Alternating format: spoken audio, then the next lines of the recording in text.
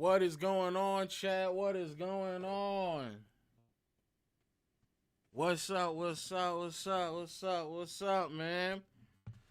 Now, a couple things to keep note of today as we're getting prepared and getting closer to the NBA season.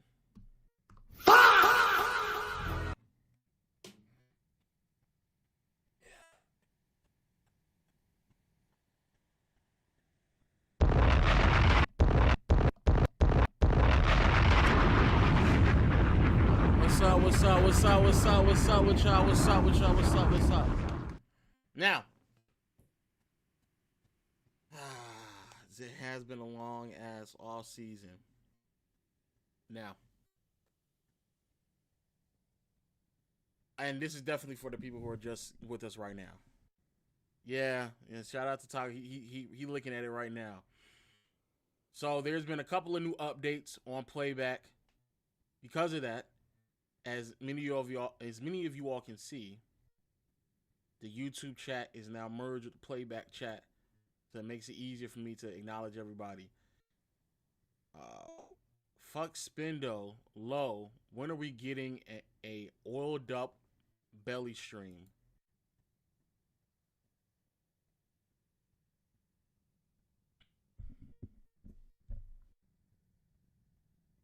If the Wizards win more than 25 games, I will give you an oiled up belly stream.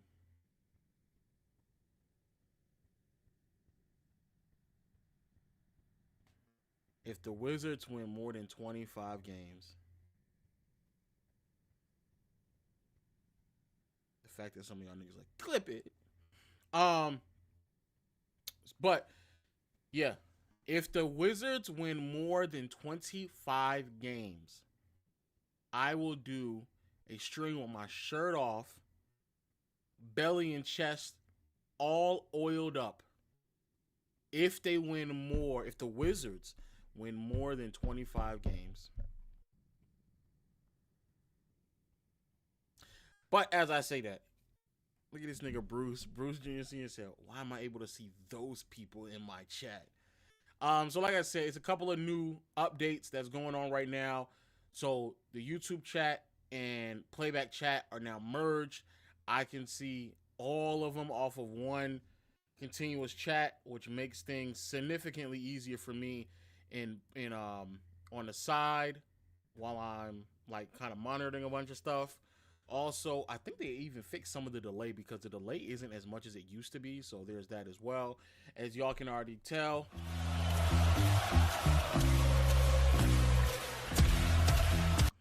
we also got the soundboard ready to go as well.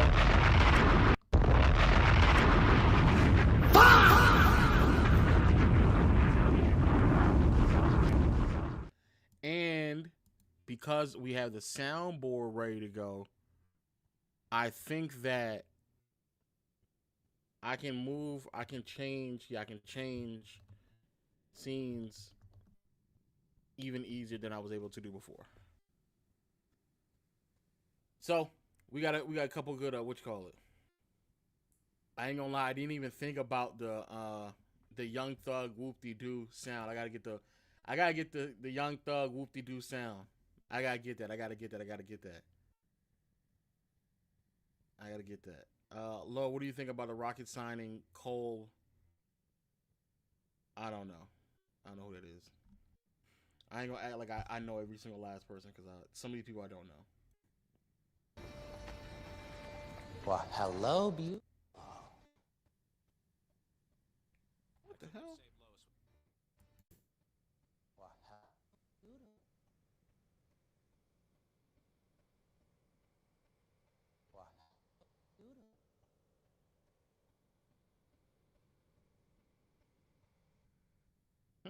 I didn't even know that. Is my audio all over the place? Hold on, let me double check.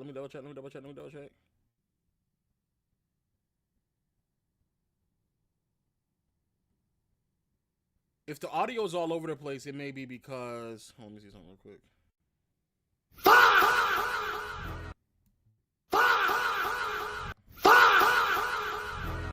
Maybe it's the soundboard audio that's a bit all over the place, but my audio should be fine. Yo, these YouTube niggas have to go. I didn't sign up for these people to be here. Y'all are fucking ridiculous. Shout out to you, Jacob. Thank you so much. Thank you. Now, with that out of the way, grab my water too.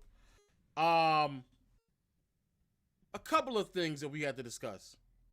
Couple things we got to discuss on today's stream.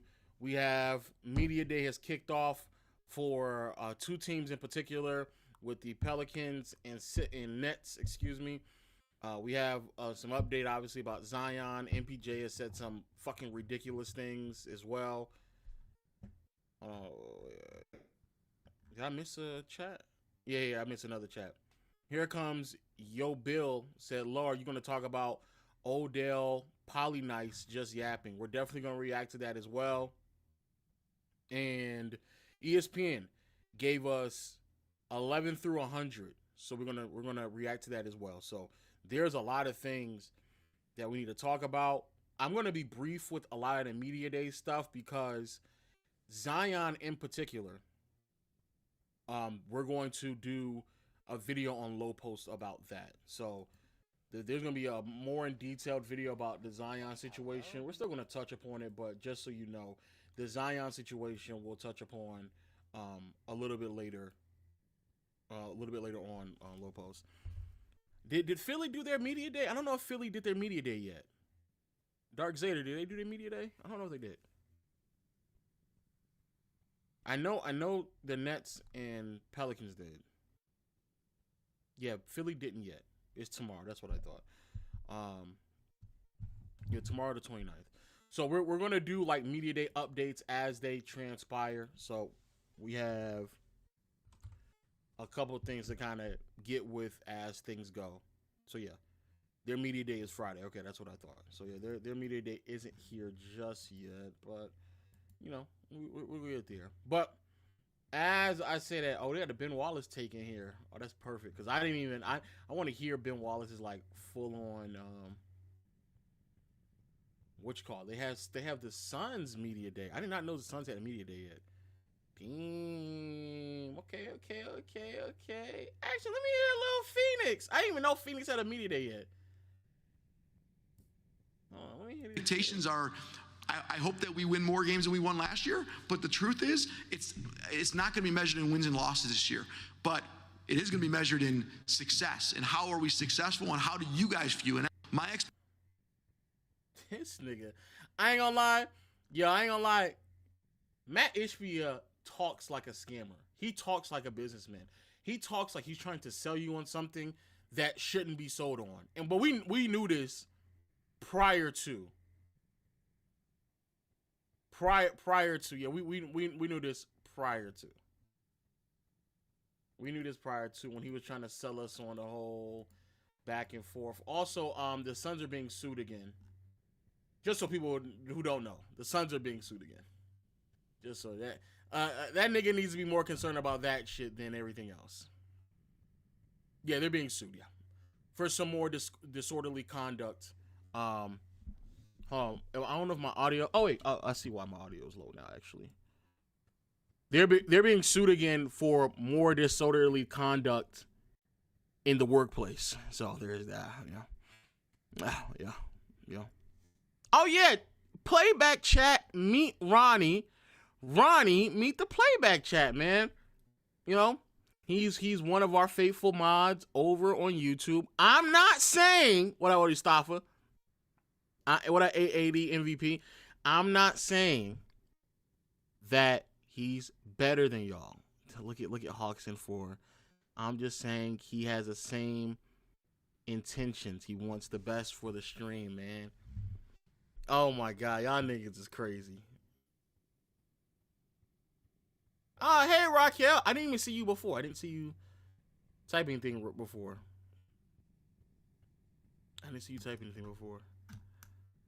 But let me see. What else? I didn't know they had a. Let's see what Jalen Green got to say. Keys to that for you to play every game. I think. What do you feel like has been keys to that for you to play every game? I think the work. I found a program that worked for me 2 years ago, and I really just stuck to it. And really just, that it's part of the mentality too, just going out and playing every night, no matter, I'm not gonna say I just wasn't injured at all. I've had contusions, I've had, bruises and things like that. But that's when you gotta lock in with your team, the training staff, and they gonna get you right. They gonna make sure you're able to play every time you go out there. So, yeah, I think it's part of the routine that I have. Sticking with that I've built over the years, and then really just, mentality too. What are a couple of things with that routine that you grabbed 2 years ago? Nigga, is he talking about how he can play as many games as possible? Nigga, we not trying to. We trying to hear you get into the fucking chicken, nigga. We hearing if you really prepared. Thing with the Lakers, I had to look myself in the face. With Memphis not wanting me and trying to figure out a new path in the NBA, I had to look myself in the mirror and say, how bad do you want it? From that on, I've been relishing in open arms to the villain persona role, whatever you want to put it. But that just comes from just me being super competitive, trying different things on a defensive end that's gonna, annoy or wear down on the offensive player. In Oregon, I didn't have to do too much of that. We played a lot of zones, so I just guarded my zone. But I feel like just the way I play, smash mouth, physical, in your face type of game is where I got the villain. Oh, Dylan Brooks, whatever, nigga.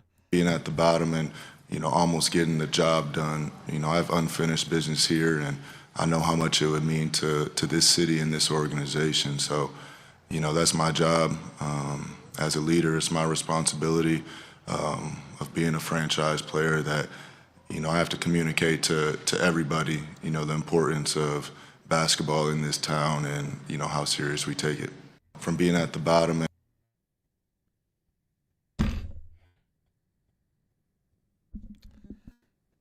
You just wanted the money, dog. Let's be serious. Only reason why you're not really asking for a trade, my nigga, because you wanted the money, dog. We ain't gotta go back and forth with this bullshit. I'm not saying you don't want to be in Phoenix, but my nigga, you just want the money, my nigga. We can cut the shenanigans. We can stop the back and forths. You just want the money, and that's fine. No, he can get the money.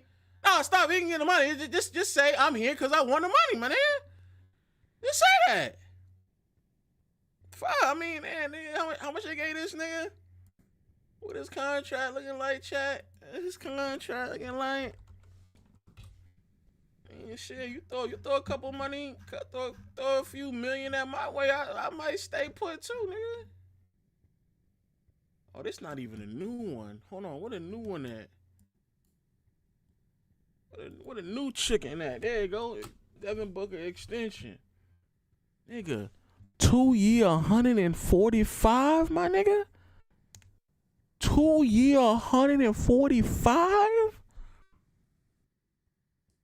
Two year? 145 divided by, nigga, if you threw 70 million my way, nigga. Fuck, nigga, we can do the Philly challenge, nigga. We can do the Philly challenge, nigga. We can do you can restart the process on me, nigga. You know what I'm saying? Like that. We can go band for band with the Bobcats. We can go band for band with the process Sixers, nigga. We can lose as many games as y'all want to. Shit. 70 million, you can call me a loser all you want to, nigga. I've won at life. 70 million is such a large amount of money. A nigga could not tell me a damn thing. 70 million. Nigga. Nigga, 70 million. That's too much money. I do want to hear Jalen Green's though.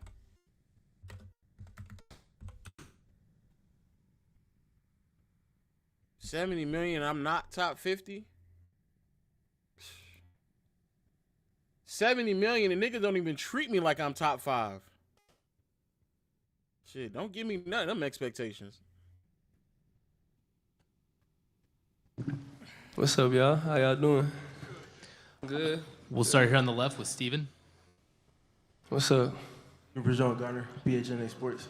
Last season, you saw a shift in the way that teams were helping and putting pressure on you in different types of ways. Yeah. With Jordan Knott and the principles and the process he's looking to establish on offense. Nigga, ask a serious question. Last year, you stunk it up in the playoffs, nigga. What's up? What you about to do this year, nigga? Huh? What you about to do this year? And, I think... What up with you, Jamel?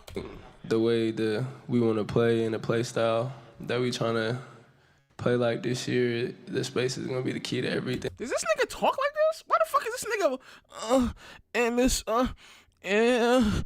and this play style, and we would go do this shit, does he talk like that, my nigga? Does he really talk like that? Nigga, come on, bro. Somebody had to grab this little nigga and be like, bro, we're not listening to you no more. Shangoon, lead the team. I'm not listening to this nigga. And, playing fast and playing hard and getting out and running.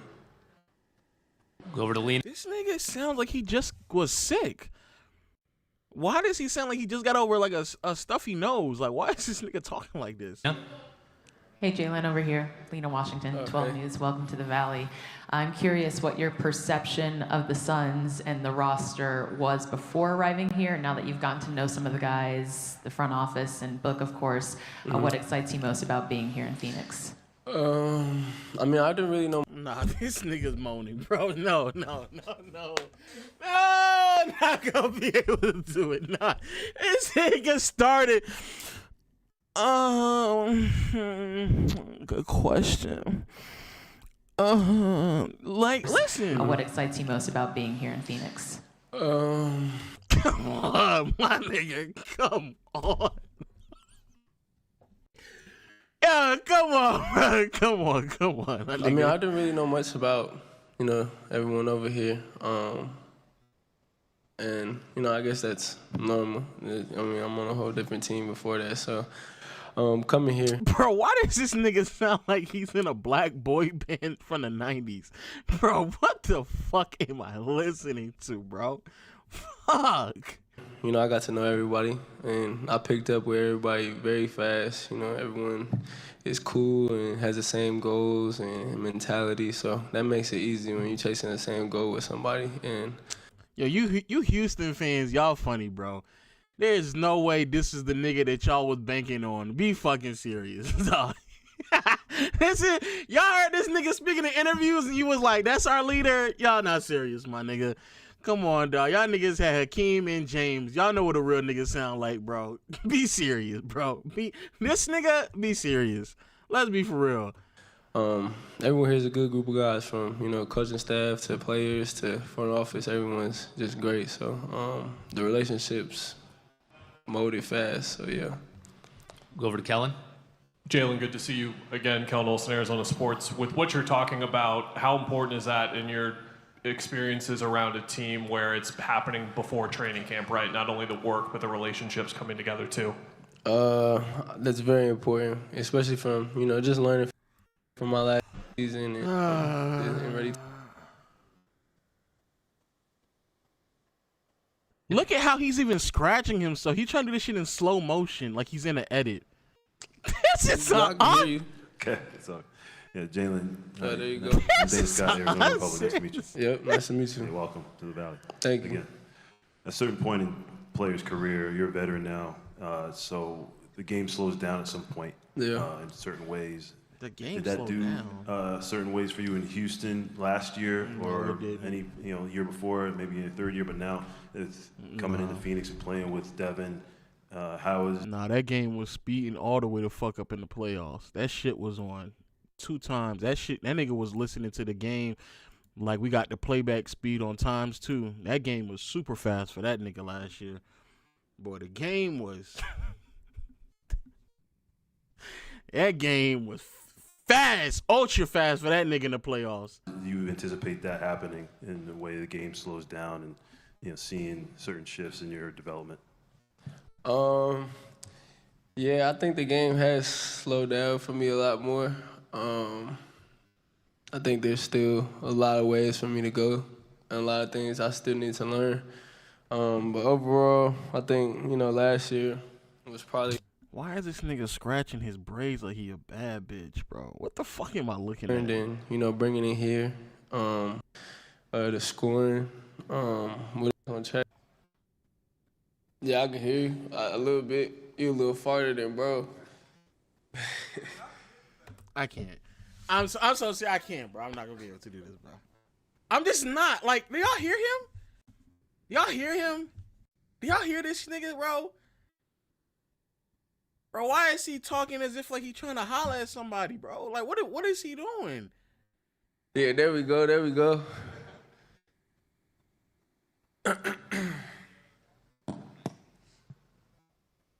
Good to meet you, man. Yes, sir. Greg Moore, Arizona Republic. Looking at your time, and first of all, I saw what you did with the Players Tribune about leaving Houston and coming here. It was dope. All right, we don't care. All right, I'm gonna just keep it a bean, chat. I did not know he spoke like that. That's kind of odd to me, I'll be honest with you. But, if that's his tone, that's his tone. Somehow this nigga got 10K views over Book and Dylan. Tough.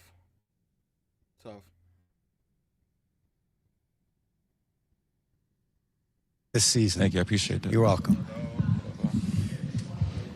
Live chain. And it goes to Michael Porter Jr. Welcome to Brooklyn. Michael, how has this been for you so far? Yeah, I've really been enjoying it, getting to know everybody, being in the facility.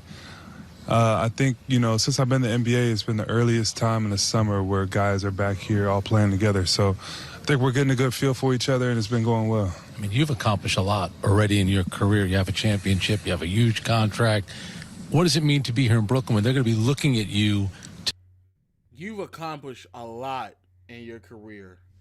You had a championship that another nigga gave you and a huge contract that you're overpaid with. Got it. To be one of the leaders, to be one of those veteran guys. Yeah, I think this is a role that, before I got to the NBA, I was very comfortable doing all the way coming up. So it'll be good to be around these guys and a lot of younger guys. And it's just going to be fun. It's going to be a challenge for me to develop those leadership skills. But I think I'm capable, and it's going to be, we got a lot of talent, a lot of young guys, a lot of rookies that are very talented. So I'm going to embrace the role, embrace the challenge, and I'm looking forward to seeing what we can do. Recently, you said you have more in the tank. You want to continue to expand your game. What could Nets fans expect from Michael Porter Jr.? Yeah, I mean, definitely. They're definitely going to see me in a different role, getting to create a little more, getting to, play, make a little bit more. And, in Denver, to be a really good team, to be a championship caliber team, there takes a lot of sacrifice. Top to bottom, from Aaron Gordon to me to Christian Braun to the guys off the bench, And I'm just looking forward to being able to explore my game a little bit. Jordy's already told me some of the things, some of the positions he wants to see me in, and they're going to work with me, and it's going to be fun to explore that.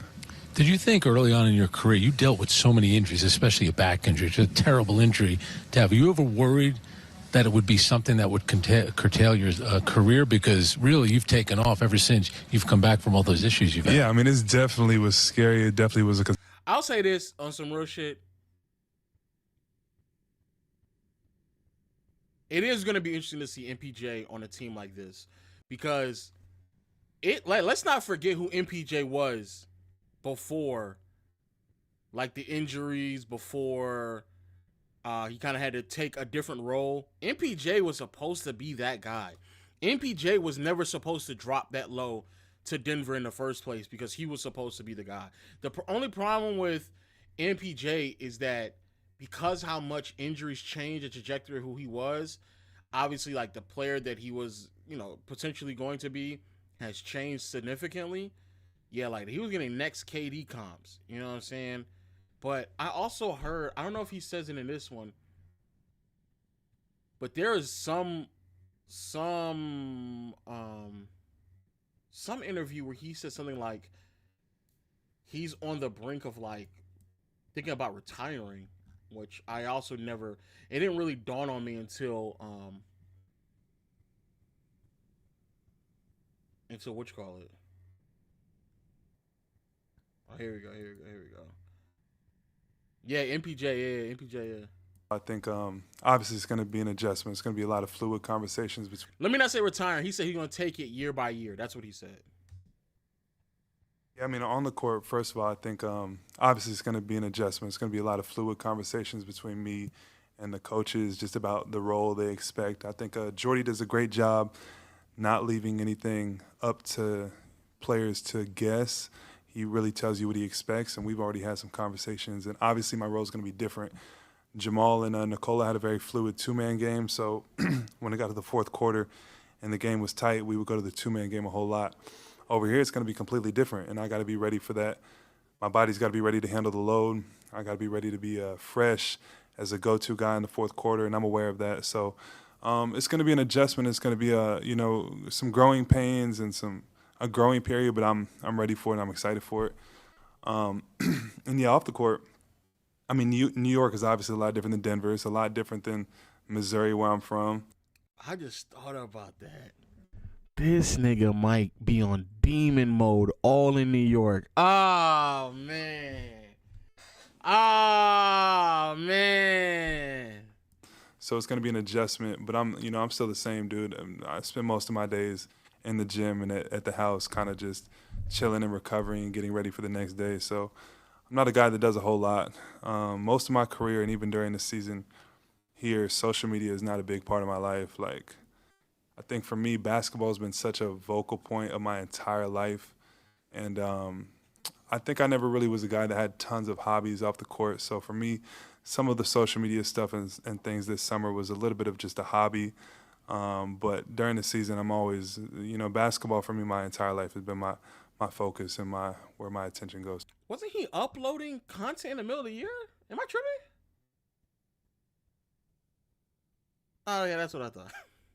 What the fuck is this nigga talking about?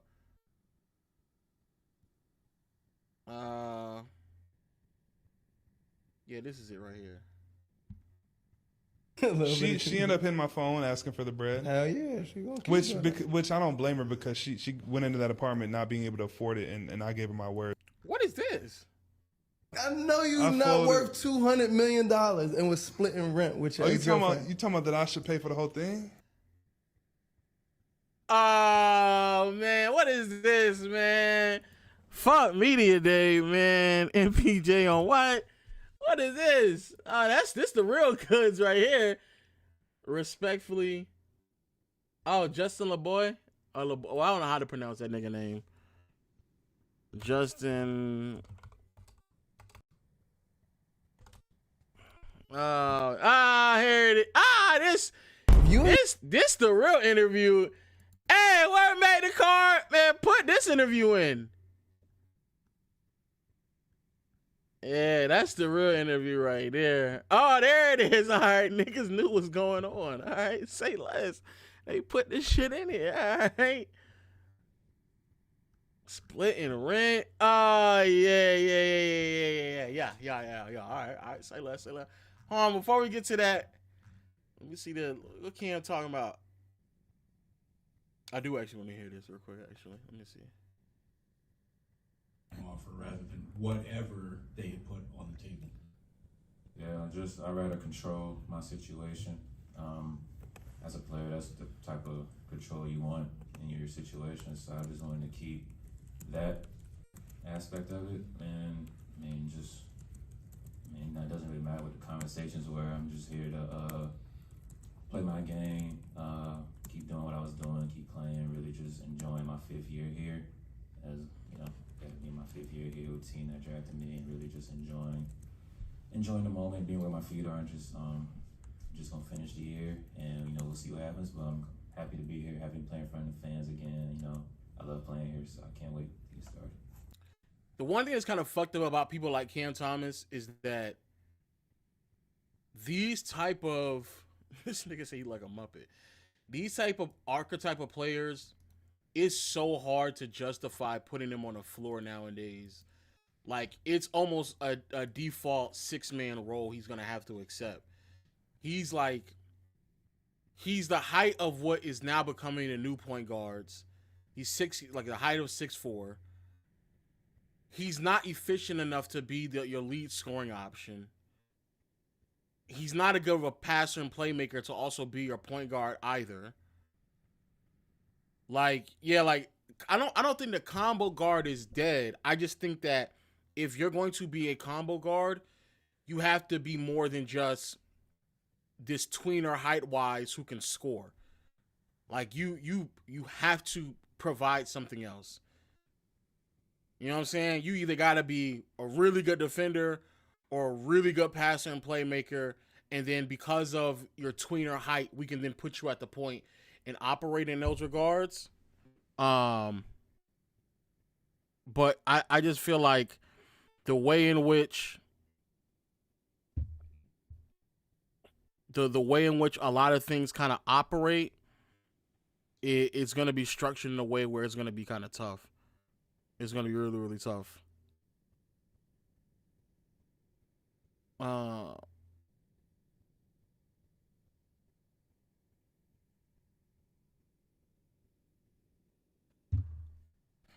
But yeah, it's gonna be really, really tough. Low Gill clears Wade as a scorer. If you say at their absolute best, I can see where you're coming from. But again, the problem with Gill and Wade, like they were really good playmakers.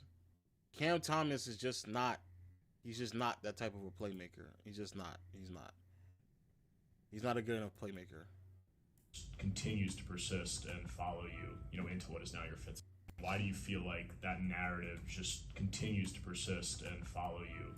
This is asking about the Zach Lowe empty calories ball hog narrative. Into what is now your fifth season. I think people just want to have something to talk about because, last year when I was out there playing, we were the 6th, 7th seed in the East, and everybody wanted us to lose and tank. So it's not really, a fair fact that you could give out about the way I play. So, because I think it was just, people just wanted to do clicks in all season. It wasn't much going on, so it just wanted to bring me up in that aspect. So, I didn't really put too much into it, but at the same time, it gets frustrating, whether you want to admit it or not, that people keep trying to spread these narratives and lies about you that just isn't true, and without actually looking at the facts and watching our games. Because, being honest, I'm pretty sure not many people watched the Nets last year. That was actually commenting on the situation. So I think that's really what was not really understood to me, because I think if you're not really watching our games, then you can't really speak on how I'm playing. So I think that's really the main thing to it. That's fair, but I'm gonna keep it a beam. When I do watch Cam, it's a lot of get it out the net hoops. I can't hold you. It is a lot of get it out the net hoops on some real shit. I'm gonna watch a Zion. I'm gonna watch a Zion clip real quick, and then we'll get to the MPJ stuff. What is this? Couldn't win. They still couldn't win. They couldn't overcome a 6-point deficit against G Leaguers, bro. Did they win because of Paolo? Did the Raptors win because of Paolo? Did the Raptors win because of Paolo Banchero? No. But he also didn't lift them beyond the tide. Look, if you're gonna the player that you are arguing was better on his team was also playing during that game and also lost that game. We weren't talking about Scotty Barnes. We were talking about Paolo versus Franz. And the fact is, when we were having that conversation, you were the one that injected Toronto in the conversation because you said, I don't know. Scotty Barnes had nothing to do with this. Paolo went 0-3. When Scotty was on Paolo, he had him in jail, yo. What He are had you him in talking jail, about? yo. Talking about fraud See, real talk. and Once in a while, you Paulo. actually That should was the scream less, watch more. You conversation. should scream less and watch more games. No, you should shut the fuck up more. That's what should happen. You should stop talking more so we can move on because you don't be making no sense. Shut up. You don't be making no sense means I'm making some sense. On that That's note, yes. Let me the Walker Kessler stuff. Wait. come on, we're gonna go on past.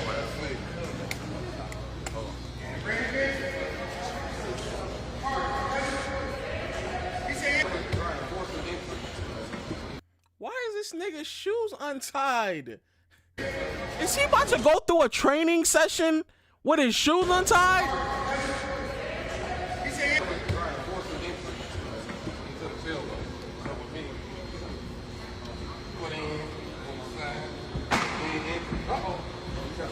You got some smoke.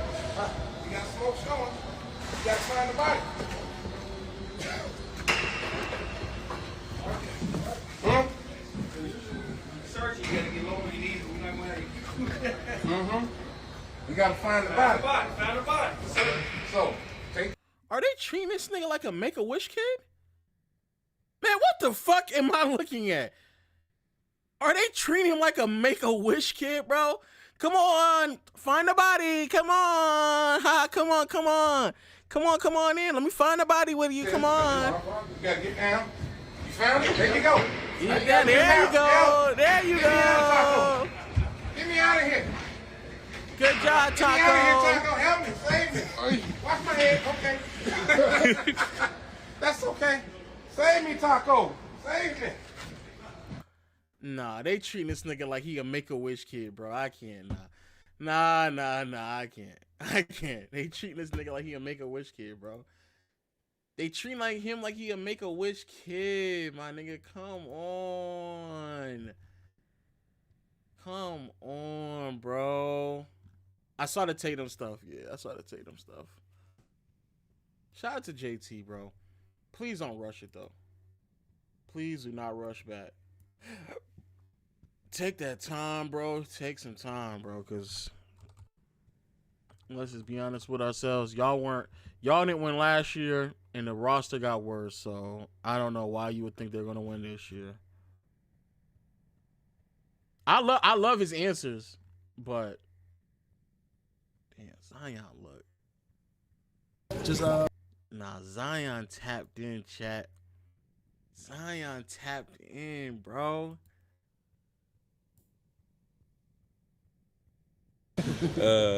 Zion tapped in, bro. I can't hold you. Now, I ain't gonna lie. Whoa, look, our good friends at Speak Easy. Zion Williamson. How's the videos? How the channel doing, man? 2 million subs, all right. Ooh.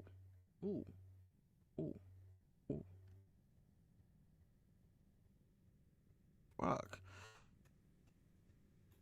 Zion Williamson. I guess buying a channel don't really change much. God damn, this shit just playing on one side of my face. How are you feeling going into the season, and what's kind of been the focus over the summer? I'm feeling really good going into the season. The focus in this past summer was, build a relationship with Joe, Troy, and just stay locked in on the game.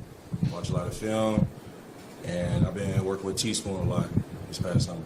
And Joe's talked a lot about want to spend time with you, getting to know you, kind of building that relationship. What's that been like, just kind of getting to know him and see what his vision is? I like Joe. What you see is what you get. He's going to hold me accountable. And, as he holds me accountable, he's going to give me a lot of responsibilities as well, which I'm excited for and I look forward to. Bro, y'all can't, on some real shit, bro, y'all cannot tell me that this is not the thinnest y'all have ever seen this man. I think he's skinnier than he was in college. I think he is skinnier than he was in college. I'm going to be honest with you. Nigga telling me to take notes. Trust me when I say, if $39 million is on the line, nigga, trust me, we wouldn't even have to get to this point with me. If a nigga told me, if they told me we need you to keep the weight off so you can keep the guaranteed money, trust me when I say you niggas, the way he looking right now is how I'll be looking all the time. There's not a fucking day in my life where someone could sit there and tell me that they're about to take $40 to $45 million out of my pocket just because I can't keep up shape. Be fucking serious. Be serious. Be serious. No way. No way. They go real talk. But, nigga, your life is on the line. I guess your life is on the line too, nigga.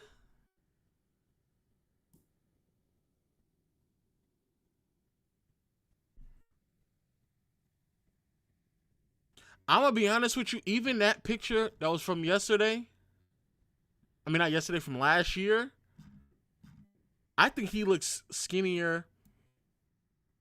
I think he looks skinnier in right here than he does in that picture.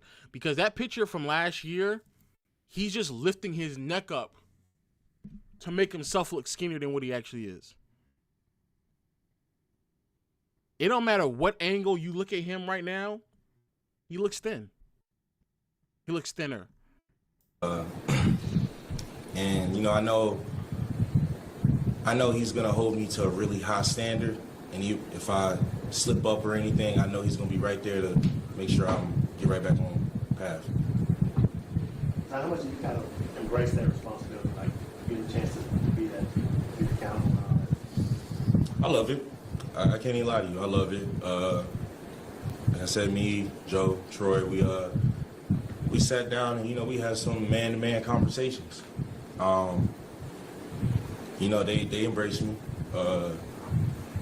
And I just told them, no, I'm not going to let y'all down. You know, if they believe in me that much, it helped a lot. It helped a lot that they really believed in me. And like I said, man-to-man conversation. I ain't gonna lie, now this right here is some bullshit. Bro, they have always believed in you, nigga. There's no way that they would draft you and then give you that much money if they didn't believe in you.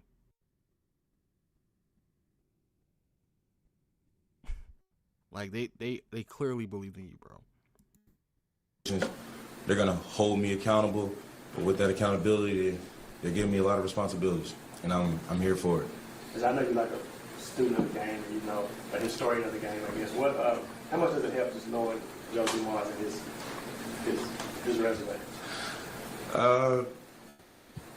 I've had some moments where I'd be sitting with him, and I'm like, man, this is Joe Dumars. He was an NBA champion, Finals MVP, and stuff like that. I'm like, this dude was a part of the Bad Boys, and I have to lock back in the conversation. Like, okay, let me see what he's saying. But it's dope because I know he sees the game in a way in how I was trained in the game. Like, how I was trained was kind of their era of basketball, so I know we kind of see the game in similar ways a lot. Zion, Joe said that he talked to you about the difference between talent and greatness. What does that mean to you? Talent is more of a natural thing. Like, you can look at somebody and go, okay, they're really talented. Greatness is every day. Greatness is when you don't want to do it, when you want to do it. If you're facing crazy adversity, good, bad, no matter what's going on, greatness, you do it every day. You show up every day, and you make it happen every day. Zion, there's been a lot of change to the organization since you got here, including that head coach the first few years. This is your 5th year now working with Willie. How big is that continuity and that familiarity with your head coach? It helps. It definitely helps a lot. Real talk. That nigga want this money so bad.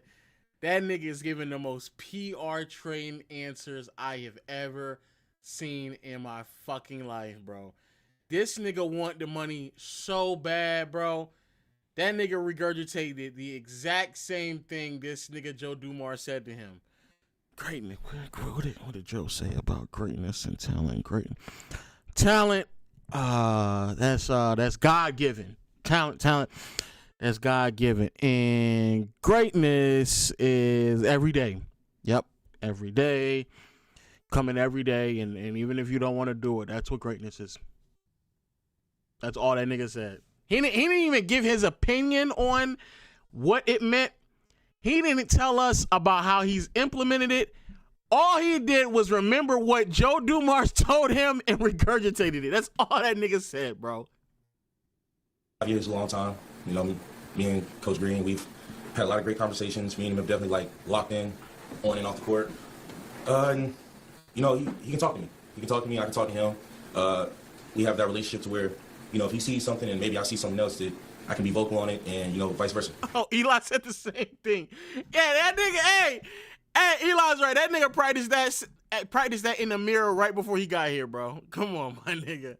You mentioned them giving you a lot of responsibilities, and that's something you want. Were you kind of envisioning those responsibilities being? Whatever they needed to be. Whatever the team needed to be. Whatever my team needs, that's what I'll do. Can you mentioned the importance of them believing in you. Could you reflect a little bit on what it is about the last 6 years that made you wonder or need to hear that they believed in you? The past is going to stay in the past, and I'm only looking forward to the future. That's all I have to say on that. You've played with some veterans and some really great players. I mean, Brandon Ingram's not here anymore. CJ was obviously, call it an adult in the room or super veteran, Mr. President, whatever. A guy who could really. Don't gas that man. You know what I'm saying? With those guys not here, and you have these two new rookies and guys like Trey who are obviously coming along. Do you feel any pressure to be more of that vocal leader, to rally the troops when you guys are down, to not just do it with your ball, with your play, but also on the sideline? Not at all. I don't feel any pressure. To take on that role. And I have to thank the guys you named, Brandon Ingram, CJ McCollum, Larry Nance, and just other vets that I had as I've been on my NBA journey, and especially CJ. I got to give CJ a big shout on that. CJ really put me on game to a lot of things, watching how he carried himself, how he moved, when he spoke, and stuff like that. He really put me on game to a lot of things, so I feel like there's going to be no pressure on making that transition. To that point, y'all have added some veterans this summer, like Poole, like Looney, who have championship experience. Like, how much do you feel like adding some of that veteran presence can help this team this year? It helps a lot. I mean, those dudes won a championship. I want y'all to stop and notice right now, bro. This nigga was calling B.I. and Larry Nance his vets. Where he's at right now in his career, like his 4th or 5th year, or however long it is, or 5th or 6th year, is where they were at when they were introduced into his career. And the fact that he is just now getting to the point where he might be responsible enough to be someone else's vet is fucking insane. That is crazy. That is absurd. That's what we all strive for. So they not only won the championship, but they went through the journey, they went through playoffs, they felt the energy, and they lived it. So that type of experience, you just can't get anywhere. Trey mentioned that a lot of rookies coming in, they're kind of quiet, they're kind of feeling things out before they are vocal, but he mentioned that with the two lottery picks, they aren't. Oh, yeah, I'm about to say, you ain't talking about our rookies. What's been your impression of them, either on or off the court so far? Man, I like those dudes, man. They each got their own personality, and they're not quiet. They're vocal, but they're not an arrogant vocal. They want to learn, they want to work, and I can't wait for the world to really, get introduced to them, like as a Pelican. You mentioned the two guys that had played in Golden State that won championships as far as their experience and maybe some of the intangibles. But on the court, what do you look forward to about playing with Jordan Poole and Kevon Looney? I'll start with Loon. Iron Man kind of guy. How he gets rebounds is not just luck or something. Like you can tell he strategically plans everything out defensively and offensively, and he's one of those guys that I'm definitely going to look to a lot whenever I'm looking for those small things to get the edge over somebody, especially with footwork. I think Poole kind of speaks for himself. Like, I think our chemistry, especially in transition and wanting to play fast, I think we're going to have like a lot of exciting moments, and that's not even including Trey Murphy in that. See, there's not a lot of flattering talk by experts, by people that have watched how this team's been built by Joe and Troy over the summer. And for instance, Trey said that he's keeping a whole photo album dedicated to all the bad comments on his phone. So how are you viewing all that's being said about this team? How do you feel about the composition of this team? I love the composition of this team. There was a time where I felt like Trey, where I kept tabs on it, kept notes on it. But nah, that's in the past for me. How I feel on it now? All right, whatever you said at a certain time, when the time comes when we are in a certain position, you just got to stay over there. There's no coming over here. You don't want validation. You don't even have to waste your time and say, oh, them guys really did it. I don't care. You just got to stay over there. Well, that's a bad boy mentality. You know that, right? That's what we're talking about here. It can be or not. Don't really care. Just got to stay over there. How much you kind of look for stepping into that role full time this year? I'm excited. I'm excited because I've seen it. I've seen the work he's put in. I've seen the jumps he's made, and this is going to be a really big year for Trey. What have the scrimmages been like so far? I know that Joe talked about how you guys been getting after it last couple of weeks in the gym. What have you seen? You can tell with the energy that Joe has brought in the building. You know what's so funny about Zion? And we're gonna watch some other clips.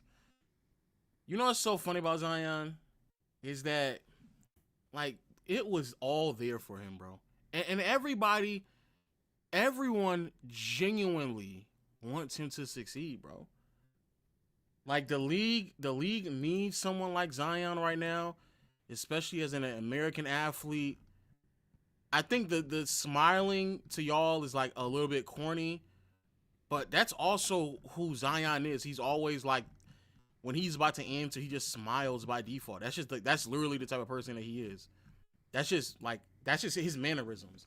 And I think that's a really good mannerism if you're trying to like sell this idea of like a marketable player. He's just like he's a genuinely happy guy. He's a genuinely happy guy. I think he's very sincerely just a happy guy. But the fact that like he can't stay healthy enough for him to be that player, to me, is crazy. It's crazy. It's crazy that is the thing that has prevented him from being on the floor. But everything about Zion, like, was just listening back to that, and of course, like, I'm buying into it right now, just because I think there's more at stake this year than there was in previous years, in terms of like the financial compensation for Zion. But you start to like quickly remember, oh yeah, like you are the one that was supposed to be the face of the league. You are the one who had the smile, the mannerisms, who had the athletic play that was very appealing to watch, who's well spoken. Like you were that one. And out of him and Ja, you're definitely more brand friendly in terms of like, you know, outside of the Mariah Mills things, but outside of that, like you were clearly more brand friendly. So then it's like,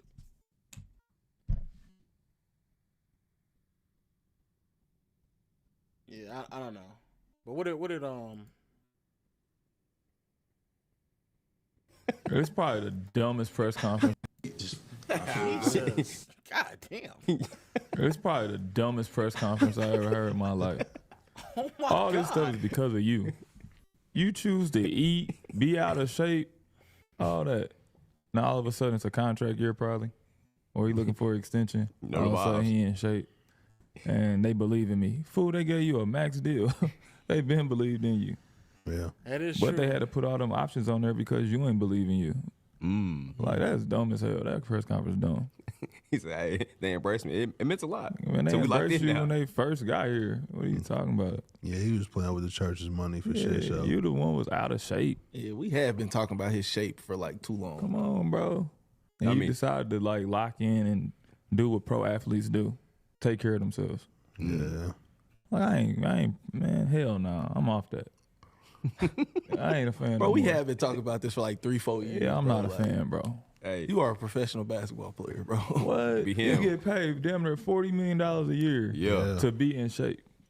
That's And I all ain't you even have trying to to sound do. like an old head. It's just that like you do It's a true. press conference and say, yeah, I feel the best I ever felt since college. Yeah. Like, you choose to feel that way.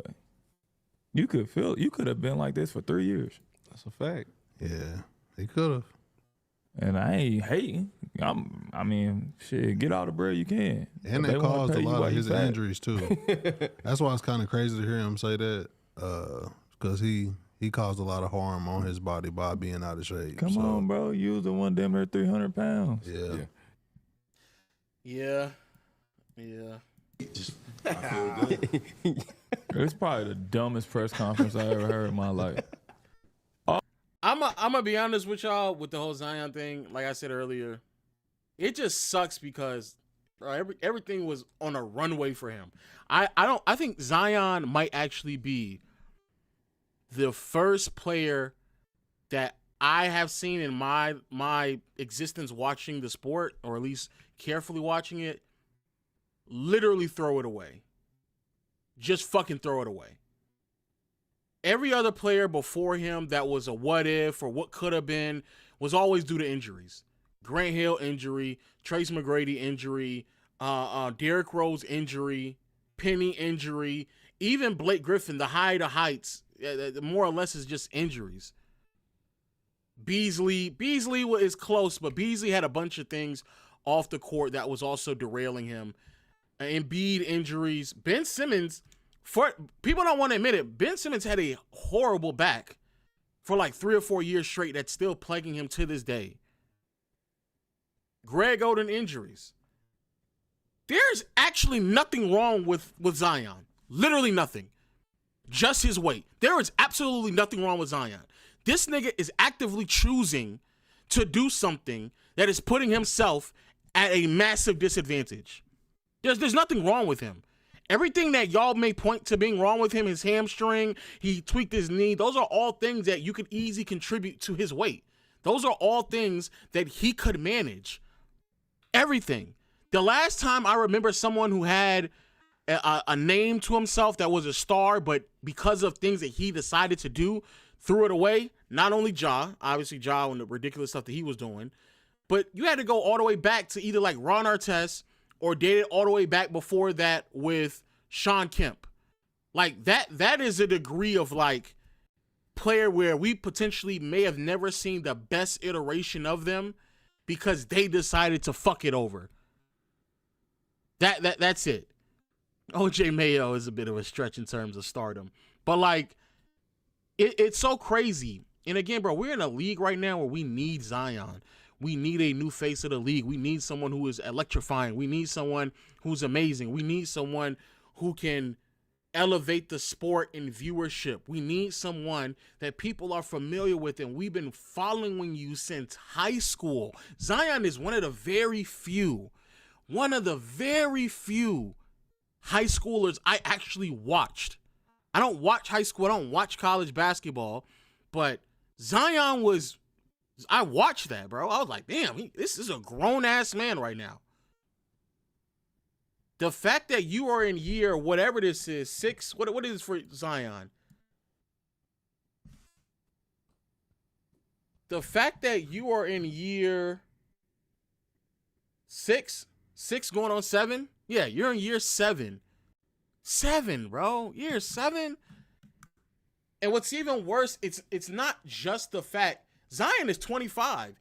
Zion should still be making those 25 under lists or under 25. He should have been making that last year, but he wasn't really making those lists because of what was going on.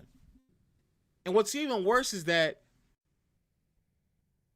all of these missed years are nothing more but years that is further your development. Because we know the archetype that Zion is. Brute force, athletic, crazy strong. Yeah, it's technically going to be year 6, but he missed all of 21-22. So it's going to be his 6th playing year, but 7th year since he's been drafted. So we know the archetype that he is as a player, but we also know, like 6-7. So it's 6-7, year 6-7. But we also know the things in which he needs to develop as a player. He still needs to develop some type of half-court offense that isn't overly reliant on his size. He still needs to develop some type of shot. He still needs to develop as a passer. He still needs to develop as a defender. These are all things that it took someone like Giannis this long in his career before he started piecing it together. But look how long it took Giannis to kind of get to this point. to be fair, Zion came in, I believe, way more polished than Giannis did. So the starting point isn't as much. But there's so many aspects of your game that you have not even been able to develop accurately because you haven't even been able to touch the floor consistently. That's what's probably going to be the most troublesome with Zion. I wish the best for him, though. I really do wish the best for Zion. All right. Let's get into the real talks.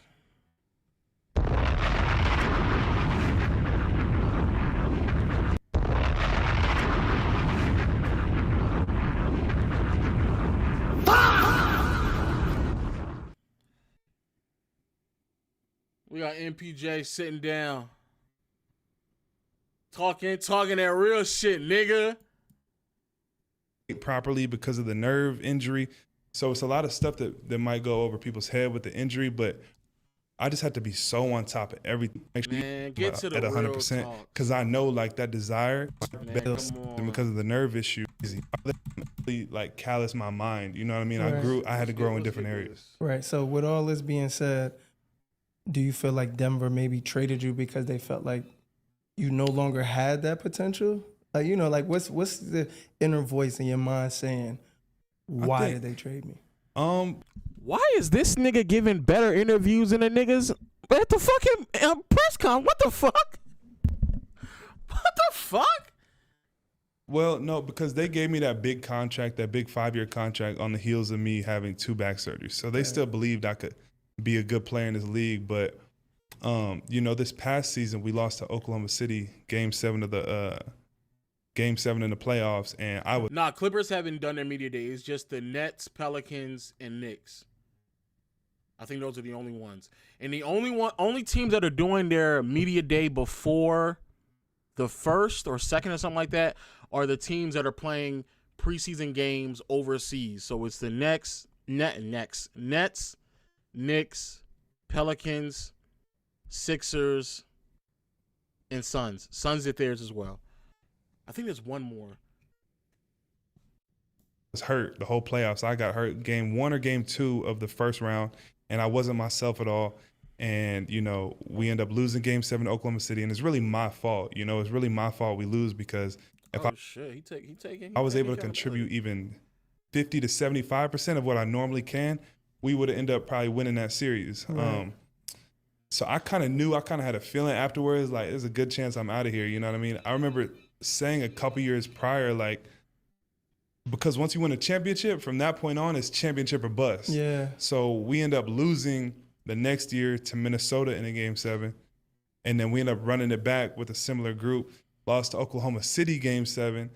And at that point, I knew they were going to move somebody probably. And AG had just got off of an amazing playoff run. Right. You know, CB's young.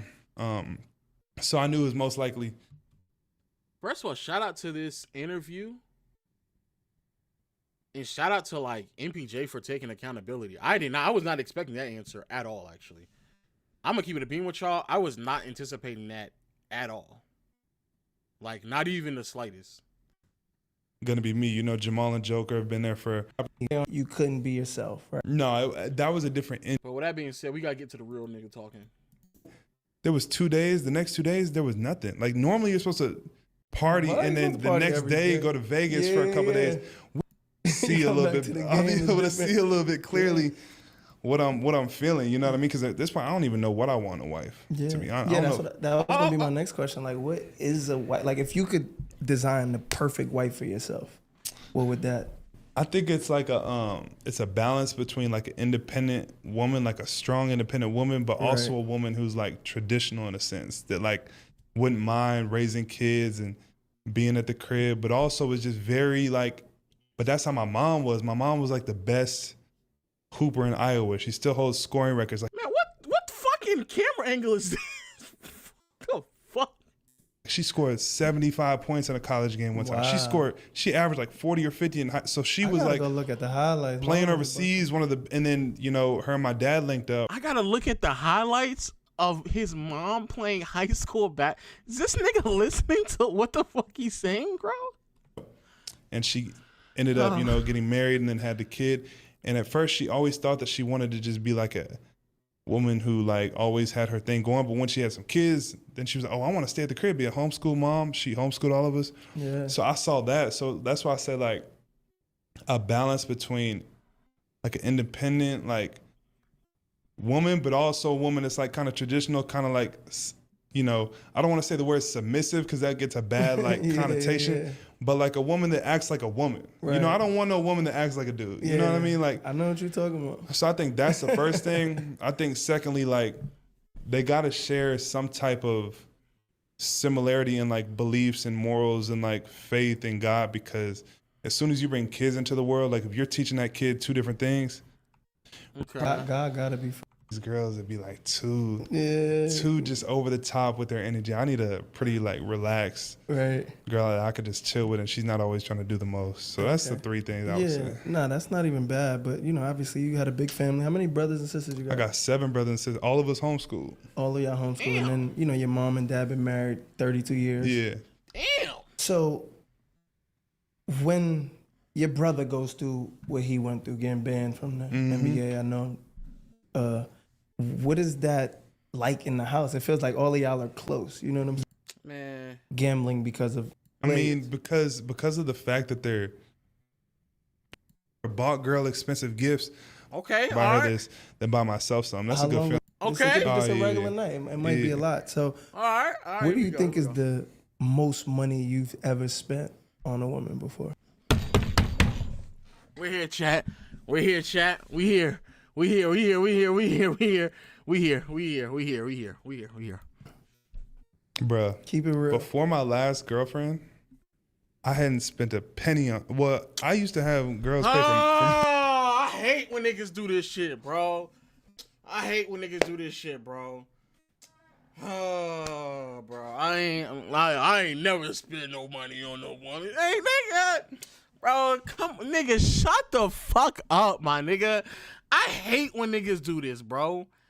Like, nigga, you're not cool. You're not cool because you say, like, I ain't never spent no money on no... Bro, like, come on, my nigga. Stop, bro. Come on. Come on, bro. This nigga just capping, bro. Like, nigga, shut up. While you was in the NBA? I hadn't spent a penny on. Well, I used to have girls pay for me. While you was in the NBA? Nah, not when I was in the NBA. But I'm talking about rich. I'm talking about when I was in high school. I used to go to Chipotle and. MPJ, nigga, grow up, nigga. Why are you trolling us right now, nigga? Nigga talking about when I was in high school with Chipotle. Nigga, shut the fuck up. I would have her pull out her card, but that was when I was broke. Yeah. Yeah, Raquel is right. You were homeschooled. This nigga's lying. You was where? That money, I've only brought like girls on trips or like gave them experiences, but I never like was giving them money or like buying them expensive things until my last relationship. I got into a little relationship with a girl who's from a city that I'm not from. What city was she from? That's a little bit of the expectation, and it was cool. Like, because at the end of the day, if you love someone, if you care about someone, it's a better feeling to take care of them than it is to like. I'd rather buy her something, buy her a little bag, or buy her this, or buy myself something. That's a good feeling. How long were you in a relationship for? I was talking to her for probably like a year and a half. Okay, that's not crazy. Give me an estimate. How much money did MPJ spend in that year? All right, chat. How much money y'all niggas? Let's put the over and under. I'm gonna keep it a band with you. I was about to say 100,000, 15,000. Nah, it's definitely it's over 100. It's over 100. It's over 100. It's over 100. 10K. If this nigga says 10K, he's lying. He's lying, chat. If this nigga says he spent only 10K after talking to a girl for a year and a half, this nigga is lying, bro. He's lying. Year and a half. Nothing crazy. I mean, probably like, but then I end up like telling her I'll split her rent with her. You know what I'm saying? I end up buying her something. Hold on. So off rip, if you wait, splitting rent. This nigga is a fucking loser, my nigga. Splitting rent? What do you mean splitting rent? You niggas was living with each other? What the fuck? He say he's splitting rent. Hold on. I'll split her rent with her. You know what I'm saying? I end up buying her something. Hold on. Yeah, dog. I know you're not worth $200 million and was splitting rent with your ex-girlfriend. You talking about that I should pay for the whole thing? Absolutely. Hold on. $200 million deal and you. Why is there even a? What are y'all splitting?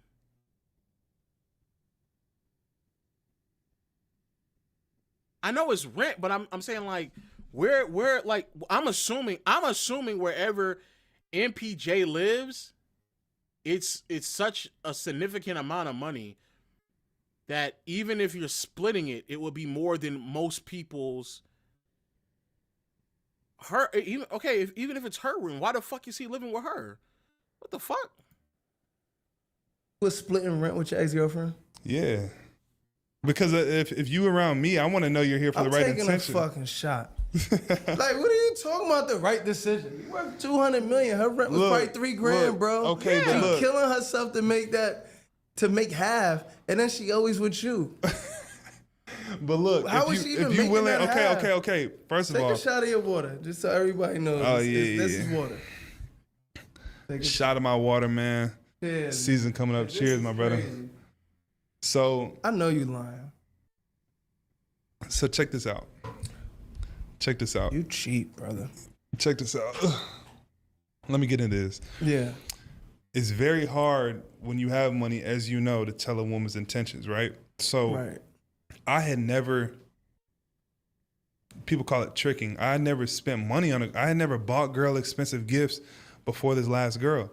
And it was cool to do. Like, I liked making sure she was fly. I liked making sure she had nice things. Right. But this nigga, without a doubt, he has without a doubt spent more than $10,000. I'm gonna tell y'all niggas right now, he has without a doubt spent more than $10,000. Without a doubt. Without a doubt. I still wanted to know that she was with me for like the right reasons. You know what I mean? Because every dude in this particular person's past had money. So I never wanted to feel like a girl was just with me because of what I have and what I could give her, which, you know, that's not a bad thing. If a woman says that her type needs to have money or she's only going to be attracted to do with money, I'm not saying that's wrong, because at the end of the day, a man is supposed to provide for a woman. Right. But she was providing half the rent. No, so watch this. I'm just saying, She just my had to be half your mindset, girlfriend. my mindset was like, okay, I still want to know she's in this for the right reasons. So she's looking for a new apartment and she's looking at these different apartments, you know, in her price range or whatever. Right. And I'm not going to live with a girl until I'm married. I feel like if you move in with a girl and you're living with a girl, you're dang near married. So I never wanted to do that. So you never lived with any of your Never girlfriends? lived with a girl. Nah. Oh, this nigga is talking about. Okay. He's saying that she got an apartment and then they were splitting the apartment. Okay. That makes more sense. I was like, what the fuck is going on? Okay. Hey, I want y'all to know. He's without a doubt spent more than $10,000. Off of the rent alone, it would have been, even if you're splitting half of the rent, nigga, by the time we get to like 5 or 6 months, you're already spending, I might say off rip, you're already past 10,000. So you're already past 10K. I promise y'all, chat, and he just sat there and said, I'm buying her clothes and I'm making sure she look fly. He's without a doubt spent over 100,000. Without a doubt. I'm not doing that till I'm married. So basically, she's looking around. she's looking around for her apartments, and she came across one, but it was way out of her price range. It was like double what she could afford. So I was like, you know, this is really nice. I want you to be able to stay here. I want to be able. Why the fuck was she? Oh, niggas, this nigga's he's a gullible nigga. Why the fuck was she even looking for houses and apartments that were twice the amount that she could afford? Who the fuck does that? What the fuck? To pull up what she could afford. and she came across one, but it was way out of her price range. It was like double what she could afford. Nigga, there's no way you could stumble across something that's twice what you could afford. So I was like, this is really nice. I want you to be able to stay here. I want to be able to pull up and stay here. You know what I'm saying? Like, what can you afford? And I'll split it. I'll pay the rest. So right. I ended up doing that, and I was like, yo, whatever happens, and I want the people's advice on this too, because I'm curious. Yeah, I want the people's advice. Basically, bruh, I said whatever happens in this relationship for the next year, I'm committed to paying this rent. You're a year-by-year guy. You committed to the NBA year-by-year. You committed to your woman because I'm like, I don't know if we're gonna be together. I don't know if this is my wife. I don't know if it's not. So I'm like, okay, for this next year, I got you. Whatever happens, we could break up. I got you for this next year. I'll split rent with you. You into it with the wrong mindset, though. I know, but bro, I don't know. I just didn't know. So then we end up breaking up 5-6 months into the rent.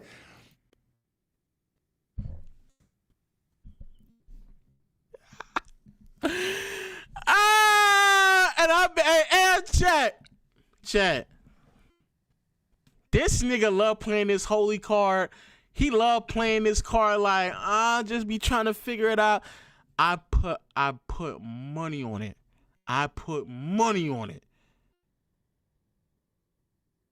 That, cause at the end of the day, this nigga makes so much money. Who gives a fuck if the rent, if they default on the rent and they gotta kick her out and now you got a bad mark on your name? Who gives a fuck? You make so much money that shit really doesn't fucking matter. You could dead ass just pay off. You could pay to cancel the lease, or you could pay the whole fucking year off, sublease it to somebody else. Who gives a fuck, right? No one will really fucking care. How much you want to bet this nigga still just kept the arrangements going on so he can just keep her on the side? How much you want to bet? And basically that's where I'm at now, where I'm like, man, do I keep helping her out, or is it cooked? Because she's not my girlfriend anymore, but I gave her my word. But at the end of the day, it's like, how did the relationship end? Because of me. Yes. If it was because of her, but because it was because of me. What did you do? Accountability moment, brother to brother. What did you do that fucked this shit up? Halfway into the year, paying her She rent. probably gonna be hearing this too, huh? Absolutely. She definitely gonna be share hearing your this. truth. Why did y'all break up? Well, first of all, to any girl that I've ever hurt, I apologize. That's a terrible apology, but we can continue going. This part of the reason he's celibate right now. I want to hear this story, man. He's celibate. Yeah, but it was because of me, bro. It was the same thing as well, actually, we weren't technically boyfriend and girlfriend at the time. We had broken up a few months prior. All your stories. You never boyfriend and girlfriend when you decide that not we wasn't be shit, boyfriend. huh? We wasn't boyfriend and girlfriend at the time, but I ended up, like, it was because of me. Okay. And whatever y'all want to, like, What did it you was do? definitely because of me. Share your truth. Yeah, dog. So you cheated. All right, cool. All right, so you cheated. Okay, you cheated, nigga. You know what I'm saying? Look, man. You cheated. Ain't the end of the world. However, I do want to know, like, what the fuck. I do want to know what the fuck did he do with this apartment? Because that's all I want to know. I just want to know what he did with the apartment. Yeah, no, it was definitely because of me, brother. But Yo, hold on. I got to ask you a question real quick. You keep saying it's when we wasn't really together. Yeah. How many days is that to you? If you and your girl break up today, how many days until both of y'all are actually single? I'm single tomorrow. Hopefully, yeah, this guy is toxic. hopefully it takes her at least a few weeks to a month. But I'm single tomorrow. Single tomorrow. I'm in my head now. Now let me. There's a caveat to this because I don't want this to get clipped up. So if y'all do clip, put this part in there too. What city was she from? Can you tell us? Yeah, in a minute. But we ended things completely about, I want to say 2 months ago, month and a half ago, and I haven't done nothing since. You know, like when I'm talking about that, I'm really detoxing. I'm trying to figure out like myself. I haven't been with no girl since that situation ended. You think she been with somebody else? I don't know. Knowing her, probably not, but it ain't no telling, bro. Are you like a stalking type of guy? Like, do you Nah, keep tabs nah, on I them? ain't- I ain't- So I you ain't ain't- check her Instagram, like nothing. You think like checking the gram is like stalking though? Absolutely. Like, for real? Hell yeah. If you see her following 608 people. Oh, no. And that then the ain't me. shit's 613. I'm going to see who's the next 5. And you're going, but how are you going to Not seeing. I'm not. That's on some real shit, bro. I'm be honest with y'all, chat. That's OD. That's OD. I feel that. No, that's too much. Especially if y'all already broken up, it's done. This nigga saying that once we broke up, I'm single the next day. So why the fuck are you keeping count of the following count? Who cares? Like, it's done. It's done. If you already broke up and you're saying you're single the next day, it'd be one thing if like that's odd to me. See who it is. Bro, No. God gonna tell me. When I'm scrolling, my eyes could scan the newest person real? that a girl's following. What? Okay, see, I never been that type. Like, I'll go and see if she's posted anything on the gram, on her story, like, see what she's up So to. you watch it from a fake page? No, I watch from my real joint. If I'm not blocked, I'm going So from when my you real block, page. how you find it when you block? I got me a little burner, but That's like, what I'm saying. If I Stop can, being too cool. no. bro. But I will go look at her story and go look at her page from my real page. But if I'm blocked, That's savage. if I'm blocked, then I'll just go from a burner. Cause why would I care if she sees that I'm looking at her stuff from my real page? Like, we was just in a relationship. Of course, I'm not gonna act like I don't care. Like, right. So if she sees that I saw her story, like, people also will go through their whole story views to see if one person. I don't do none of that. Like, I don't do that for me, and I didn't even know girls did that until recently. Like, they really will know if you look at their Hell yeah. story. So now you gotta tell me what city she's from. She's from the Nah, this nigga is crazy. She's from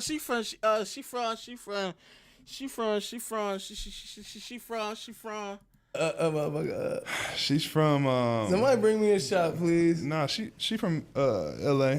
Oh yeah, so that's why, like, that materialistic nature, like, I just wanted to make sure she was, you know, we were rocking for the right reasons. Yes. You know what I mean? Because a lot of those girls out there, they'll date a 65-year-old dude. Oh yeah, they gonna get that shit paid regardless. Money. Yeah, if he got money, they'll. So I just wanted to make sure it was. Yeah. So have you paid your half of the rent? How does that work if you blocked on shit? No, we were in a little bit of communication. She ended up hitting my phone asking for the bread. Hell yeah, she gonna keep which I don't blame her, because she went into that apartment not being able to afford it, and I gave her my word. So why you just don't say? Okay, I'm gonna be honest with you. I'm gonna be honest with you. If they broke up because of what he did, and the only reason why she's in that apartment is because he said he would split it, I ain't gonna hold you. You got it. You got to finish that. You do gotta finish that. You gotta finish that. I can't hold you. You gotta finish that. You gotta do that. Yeah.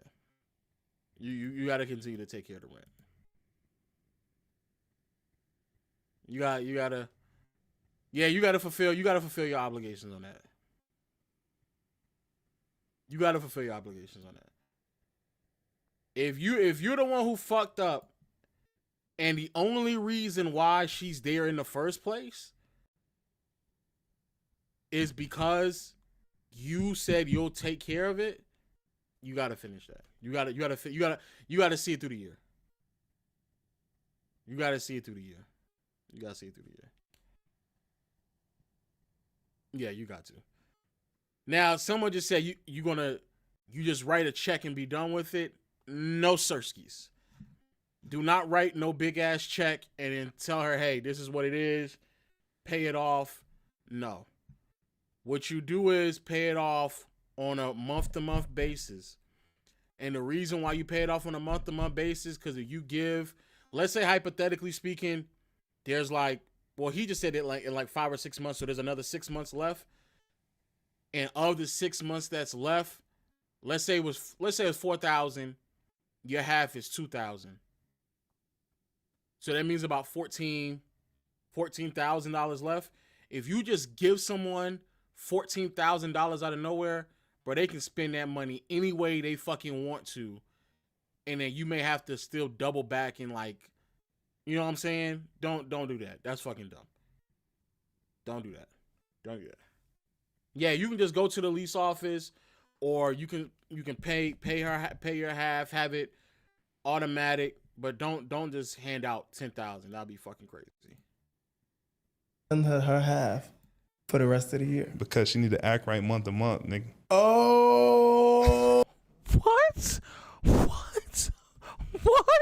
That apartment not being able to afford it, and I gave her my word, so. Why you just don't send her half for the rest of the year? Because she need to act right month to month, nigga. Oh.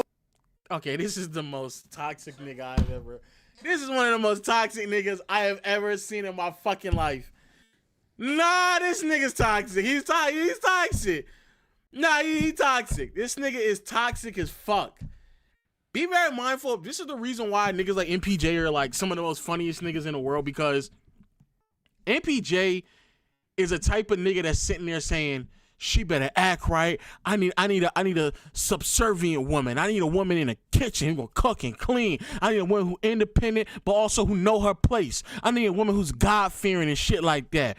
But what I can do, I can go around, I can fuck whoever I want to, and when it's time to pay the rent, I'm gonna pay you on a month-to-month basis. Not because I think you'll be irresponsible with the money, but because I need to make sure I keep tabs on you. You fuck around, you start acting all reckless, nigga, I cut that shit off, even though you are the one who did something wrong in this situation. And Jamel is right. Jamel is right. That's now financial abuse. That is now financial abuse. You're now manipulating. Abuse may be going a little bit too far, but that's definitely financial manipulation. That's definitely financial manipulation. If y'all are really supposed to be over and done with, correct? If y'all are truly over with, but you are just fulfilling your responsibility, because the responsibility that exists only exists because of you. You said you would take care of it. Oh, yeah, dude, I've been waiting for you to wake up this interview. There you go. Nah, I'm just saying. So like, if I'm paying, it's not her rent; it's their rent. The reason why she's in that apartment with that rent is because he said he would take care of the rent. She would not be in that apartment if it wasn't for him. He is the one that said, "Hey, I'll take care of the other part of it." Yeah, so he needs to take care of his half. Her, if I'm paying the remaining months, month to month, yeah, but I see she's wilding, and like, bro, it's gonna be hard to continue that agreement. You feel me? That's gonna be tough, because if you're out here wilding, get that next dude to pay that rent. Okay, you feel me? I respect. You move like a real street nigga out here. Okay, this nigga is fucking crazy. But what is wilding, and B, if y'all are over with, what does it fucking matter? Just put that shit on auto pay and keep it pushing. Who gives a fuck? It's 6 months, and be very mindful. Not only is it 6 months, if she's living in Denver while this shit is going on, you're not even there anymore. So who gives a fuck? You're in New York now. Who gives a fuck? You better act right. You better act right month to month. It's crazy. Because look, like. Nah, because most dudes, if they broke up with the girl, even if they gave them their word, they wouldn't follow through with it. So I feel but like you ain't giving your word though, because it's very circumstantial. Thank you. Yeah, it is circumstantial. Yeah, that's what I'm saying. So you ain't. I don't think you keeping your word. It's just like, I'm gonna control you until this agreement is over. Thank you. That's literally what that is. Ain't no control. What's your sign, brother? What's your birthday? Now we talking about fucking zodiac signs. Oh my god, nigga. Fuck. I'm gonna keep it a bean with y'all, bro. I love how in MPJ's mind he's trying to rationalize it by like, I'm better than an average nigga because at least I'm keeping my word by paying it. But he not also acknowledging that the way in which he's handling it is financial manipulation, bro. He manipulating the situation. You believe in the zodiac signs? Absolutely. I'm a Cancer, bro. Okay. They do say we are a little bit like manipulative, but I don't know. I feel like I'm extremely manipulative. I feel like I'm a pretty. What you see is what you get. I'm very honest too, though. You not, because I'm if honest. she don't act right, that rent not gonna get paid. I'm honest, dog. Mm-hmm. I was thinking about just doing it in one chunk, That's but what then I'm it's saying. like, but then it's you just feel like like you're giving her too much financial. that's just because at the end of the day, yes, we ended things because of me. We ended things completely because of me. But there was something that happened a few months prior that wasn't on me. Like what? Nothing OD. Nothing OD. Just me being I private. I feel like you be protecting yourself too much, bro. Bruh, I'm already in trouble Like, what with. does she do? I'm already in A couple- trouble what with does she this do? person, this person. They all telling me like I'm just. I gotta be able to speak my mind without saying nothing wild because for some reason every little thing I say goes on the internet and That's goes cool, but viral. This the Respectfully Justin LeBoy show. We don't come here and hold back. I didn't ask her name. I didn't ask too much about her. We know she's from LA. Yeah. We know you pay half the rent. But what happened a couple months earlier that made you, you know what I'm saying? That your pride and me being your feelings petty. hurt. Here's what it was. I'll tell you. She probably gonna see this and be hot. But we didn't say a name. Yeah, but she gonna see this and be hot. But basically, like, You shouldn't be for watching some her, you reason, guys. for some reason, like if I'm in a point in a relationship where I kind of want things to end, right? It's very hard to sit down and have a conversation and be like, "You're not good enough.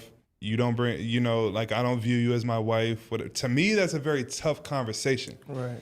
So what I'll do, and this is definitely probably not the right way to go about it. Come distant. I'll wait until some little thing pops up, a little argument, a little disagreement, and I ain't gonna lie, I'll blow it out of proportion a little bit. So that's really what happened. But you didn't tell us what the little thing was, brother. The little thing, it was a disagreement, what? brother. It was a interpret.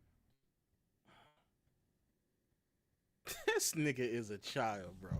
And again, these be the same niggas that will sit there and say, I'm a high value man. This nigga been like peeking, putting his pinky toe in red pill spaces, talking about how high value men and high value women and what I look for in a woman and what you need to bring to the table, submissive. Like, bro, nigga, shut up, nigga. You can't sit down and it's a W interviewer.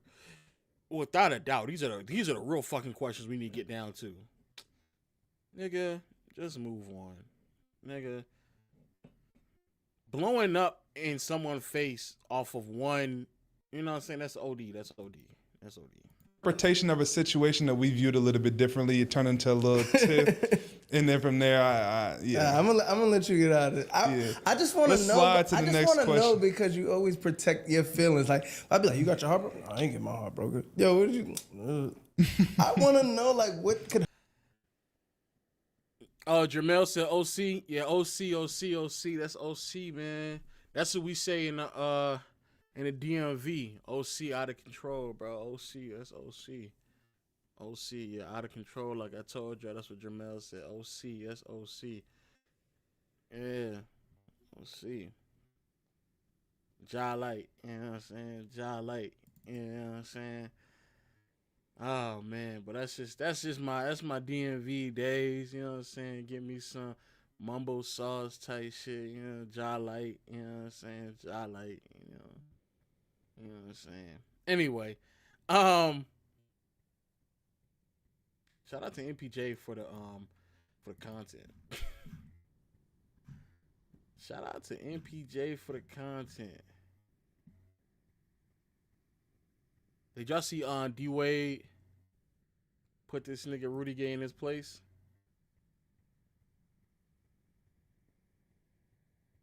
Bro, was it something personal against LeBron every time? Like you just always tried to go hard against LeBron. Bruh. He hunted. Yeah. But you know what? It was like, I could talk about it now because it's over for me as far as a basketball player. I just really wanted to, I really wanted to see where I was against the best. You know what I'm saying? Bron was, has been the best for a long time. And he's a great competitor. He's always been great. And it's just like with that team we had, like and I'm gonna take that into this. Like, bro, with all due respect to that team, they won a championship, but I don't think they could have beat us that year, bro. The year I got traded, I think that was the year. That was our year. I mean, obviously, I went to the Western Conference Finals, We and was number 3 out that whole season. and I was hating. Hmm? The year I went to the West Coast Final, I was hating. But I was, you know what I'm saying? Ow! You put us right I wasn't there. I got traded. That's what I'm You wanted to saying. be there. I wanted to be there. We wanted you to be there. But you don't realize, Rudy, you got us there.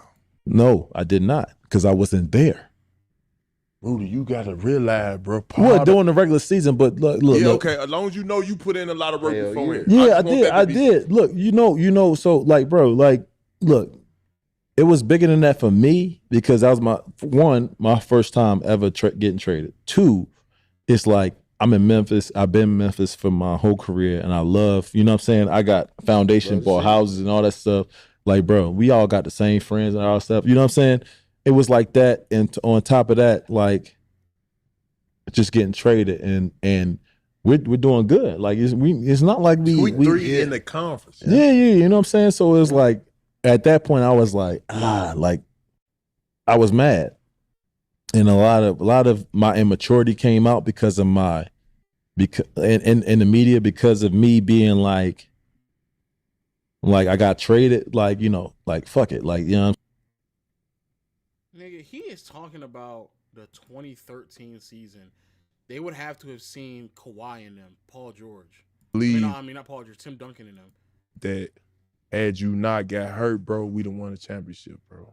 And I don't want to say that. Yeah, Grand City became Grand City, but I want to say this in front of the world, bro. That had you not got hurt, bro, you'd have helped us get over the hump. Because what we was missing, we had post play A+. Yeah. We had point guard A+. Yeah. We had bench. We had lockdown defense. The only thing we was missing was that prolific prototype guy who you is. Yep. You see what I'm saying?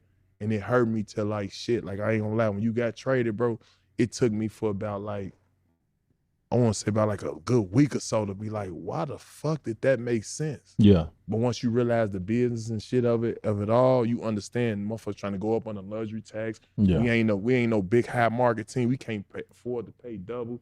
You understand it. But most Yeah. importantly, you got a chance to feed your family. You got your bag, which is what we ultimately play for. Yeah. Take care of our family. And bro, you a legend. I don't want you to ever. Bro, I don't personally, I understand. Let me be clear. I understand, and this is the same thing here as well. I understand why people are going to be so the other day, like, had there not been a LeBron James, shit, I might have had one. You know what I mean? Had we not played LeBron James, or there was no LeBron James, we might have had one in Indiana. You know what I mean? I felt the guy on the East. I felt like I was, you know, we played Carmelo, got Carmelo out of there. Shout out, you know, Mel. Played a tough Wizards with John and Bradley Beal. Nobody could come through us. Atlanta was a stacked team. Nobody could go through us. And, you know, that was that. I'm thinking about it the other day, like, had there not been a LeBron. When players say this shit, like, I understand what they trying to say, but in the same breath, it's like, nigga, like, you're telling me y'all think y'all could beat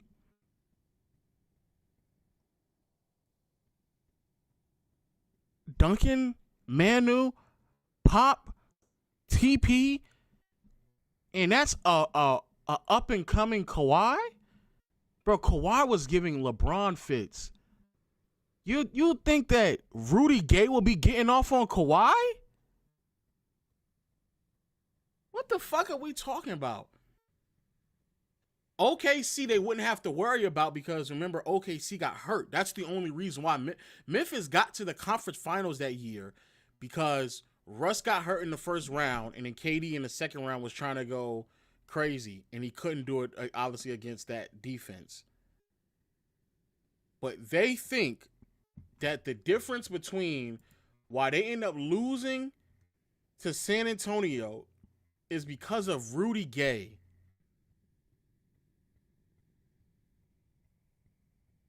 And this is the reason why I scream to the mountaintops about Tim Duncan and the Spurs, because people just like passively like overlook them. Nigga, they got swept. They got swept.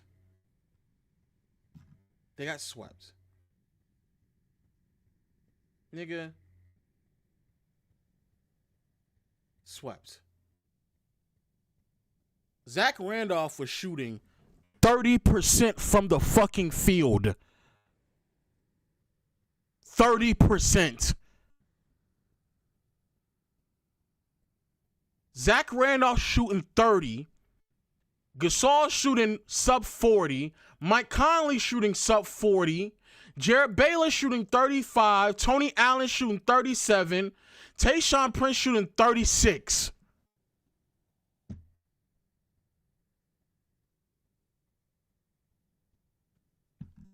Rudy Gay will be your savior. Nigga, be fucking serious. TP giving them niggas 25.5 with 9 assists, shooting 53% from the fucking field, my nigga. Tim Duncan at 36 is still giving them 15.5 with 9 rebounds, 3 assists, and 3 blocks. And Kawhi is shooting damn near, he only got to the free throw line one time in the entire series. 60-54. Nigga had a laser on him. Danny Green, 46-47, 100. Laser. Matt Bonner, laser. Rudy Gay is changing the outcome of this series? No. And this is why I really enjoy when NBA players speak up. San Antonio was that the year I beat? Yes, yeah, we beat San Antonio. Okay. Yeah, so Okay. anyway, so maybe they beat us in the regular season. I don't remember. So I DM it to Rudy.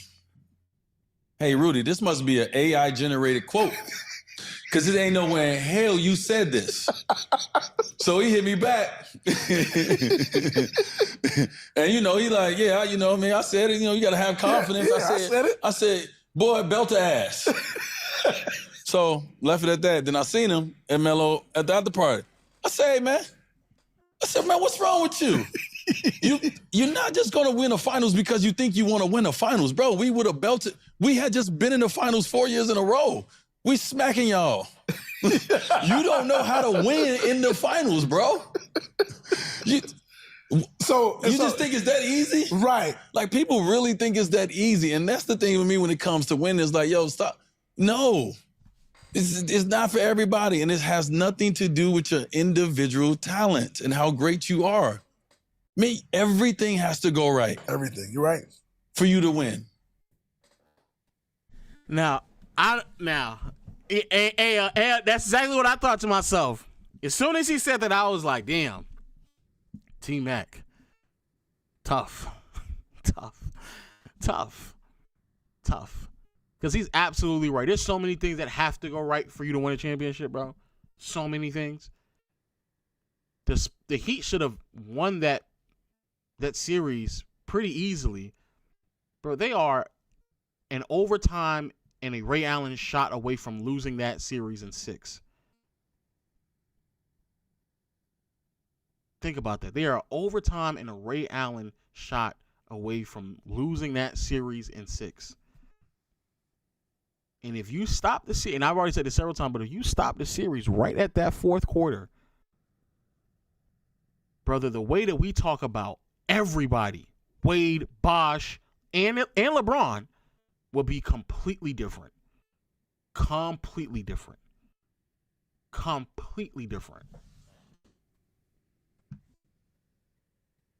Like, So no.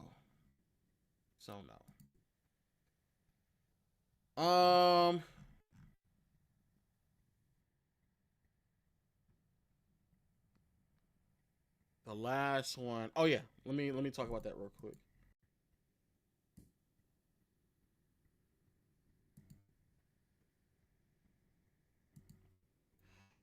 Sources: Walker Kessler and the Utah Jazz are not expected to reach an agreement on a rookie scale contract extension. Here's why, and here is what it means for Kessler and the Jazz. The story is here. The Utah Jazz and Walker Kessler would not reach an agreement on a rookie scale contract extension. League source tells The Athletic. Kessler, who is entering the final years of his rookie contract, has emerged as one of the NBA's best young defensive centers and rim protectors. He is one of the better athletes at his position. Okay, whatever. The Jazz know this, and according to sources, highly value Kessler and see him as a cornerstone to the future. He is the one young Utah player acquired since moving from D. Mitch and Rudy Gobert, who significantly popped. Kessler has proven himself as a night in and night out. Okay. The simple answer is money. And the NBA is a business. The Jazz see themselves trying to end their time near the bottom of the Western Conference standing as soon as next summer. By not signing Kessler now, he would have a cap hold of $14.9 million next season, which will give the Jazz enough money, give the Jazz enough space to keep Kessler's hold, and still do work in the free agency. Then the Jazz and Kessler theoretically can come to an agreement because they're just trying to just keep him as much as they can.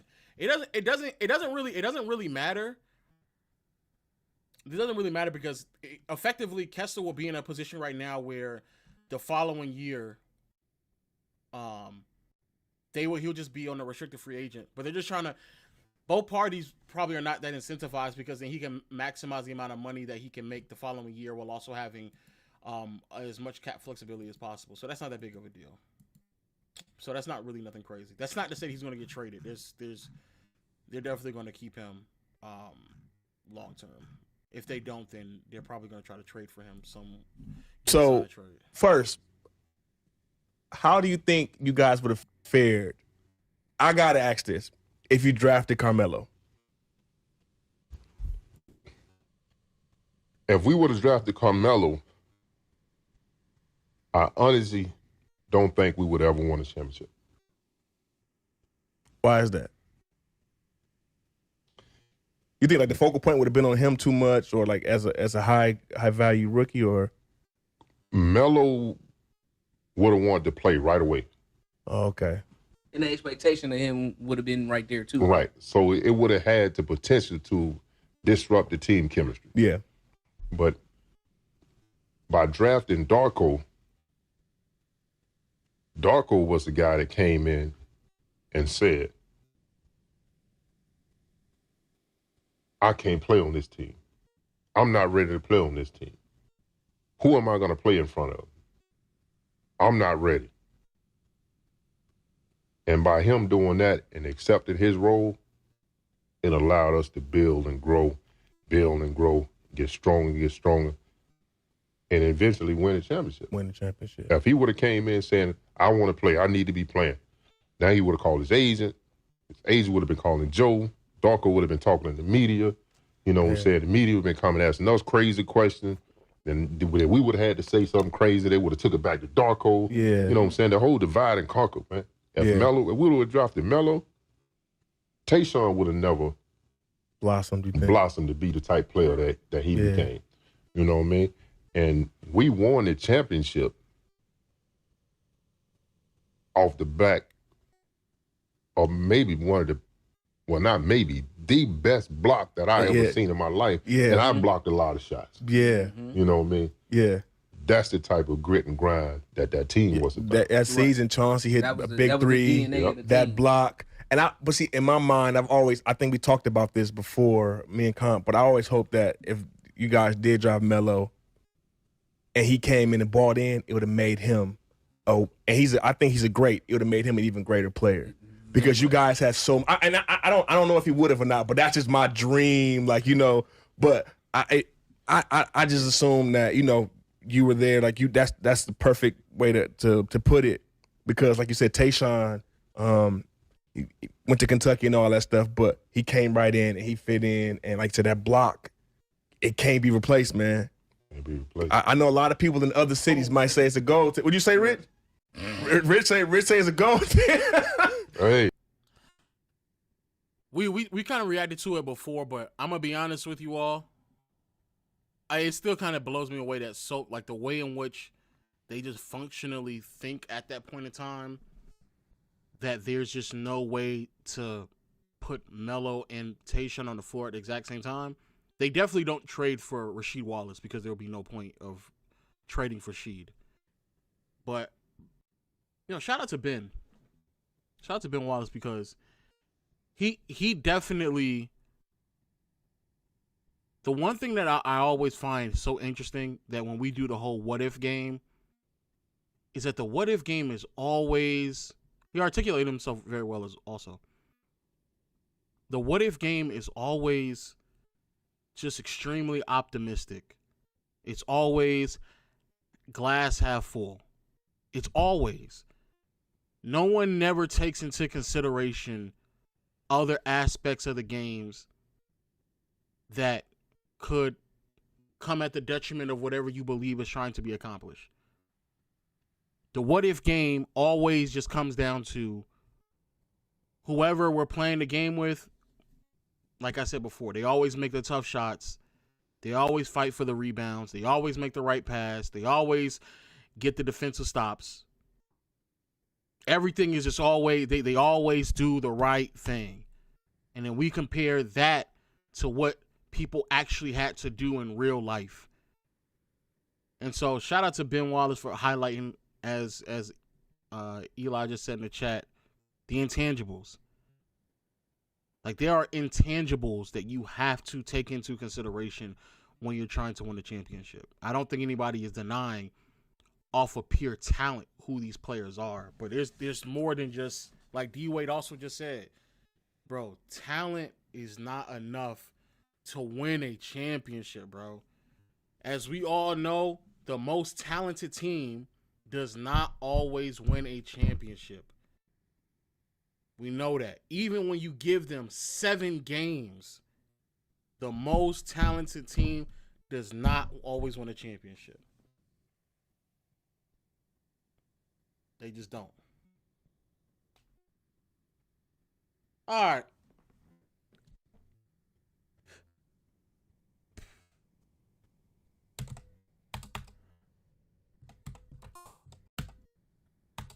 Now let's end on some fuck shit, man.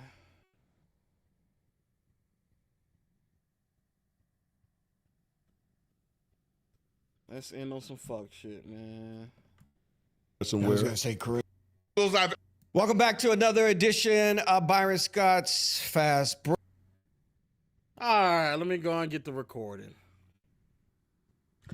So, Byron Scott got himself a podcast, making a name for himself out there in the NBA community, but for whatever reason had a guest on that decided to say some pretty questionable things about LeBron James. I feel as if like I'm on the payroll, dog. I'm on Clutch's payroll every single time I'm defending LeBron, but all we about to listen to is tough. It's crazy.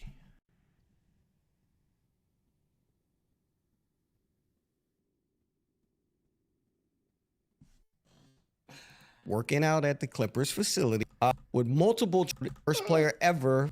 Got you first. They go cray on you. I said, so there's fools out there. Absolutely. And you got to throw in the fact that they got one of the best coaches, too. Yeah. The Clippers, like you said, the oldest team in the league. But do they have a chance, like OP said? Absolutely. And you got to throw in the fact that they got one of the best coaches, too. Yeah. All right, moving on. So we're going to talk about LeBron James' legacy. Let me give you guys a... Lord, let me watch what I say. So these fools out there don't go cray. Let me throw a few things out.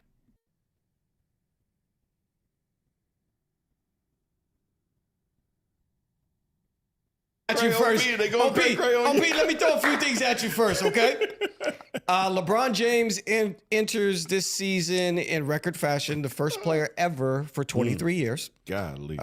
He will be 41 years old in December. Yep. He made history as the first 40-year-old with multiple triple-doubles and became the oldest to score 40 points. There is a photo of LeBron working out at the Clippers facility. I don't know if you guys saw that. I saw it. Mateo will find it. Meanwhile, Luka has publicly urged the team to retain LeBron. Let's talk about his legacy, balancing legendary legacy and leadership for this Lakers team. Where do you think LeBron's head is going into the season? I mean, he's LeBron. I mean, his head's where it's at. It's like, I'm going to get mine. I'm going to do what I need to do. The one thing I've always hated about LeBron, here it comes. Now, I want y'all to be very, very, let's be clear on what just occurred. This is a question about where LeBron's head is at for this upcoming season. You are actively deciding to pivot and steer the conversation somewhere else that no one is asking you. No one is asking you. No one.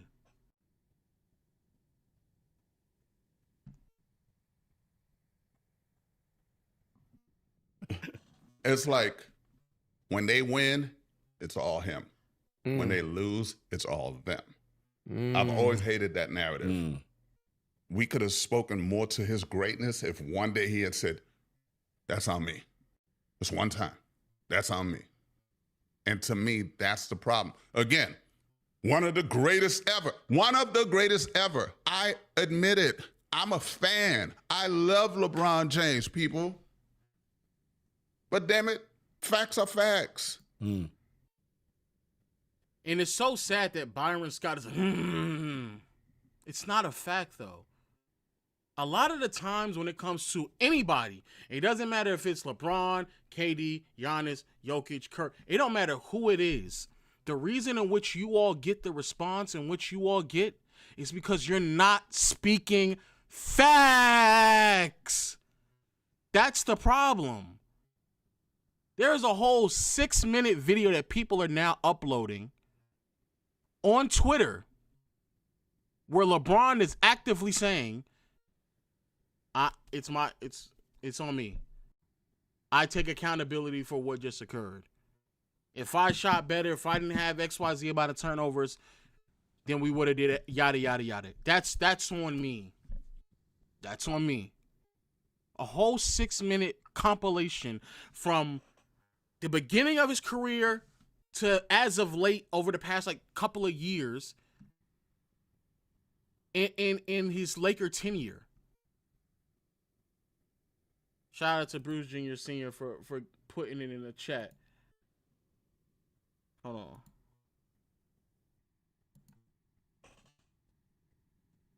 This is a 6-minute video of this man being accountable. You didn't make it. How disappointing was that?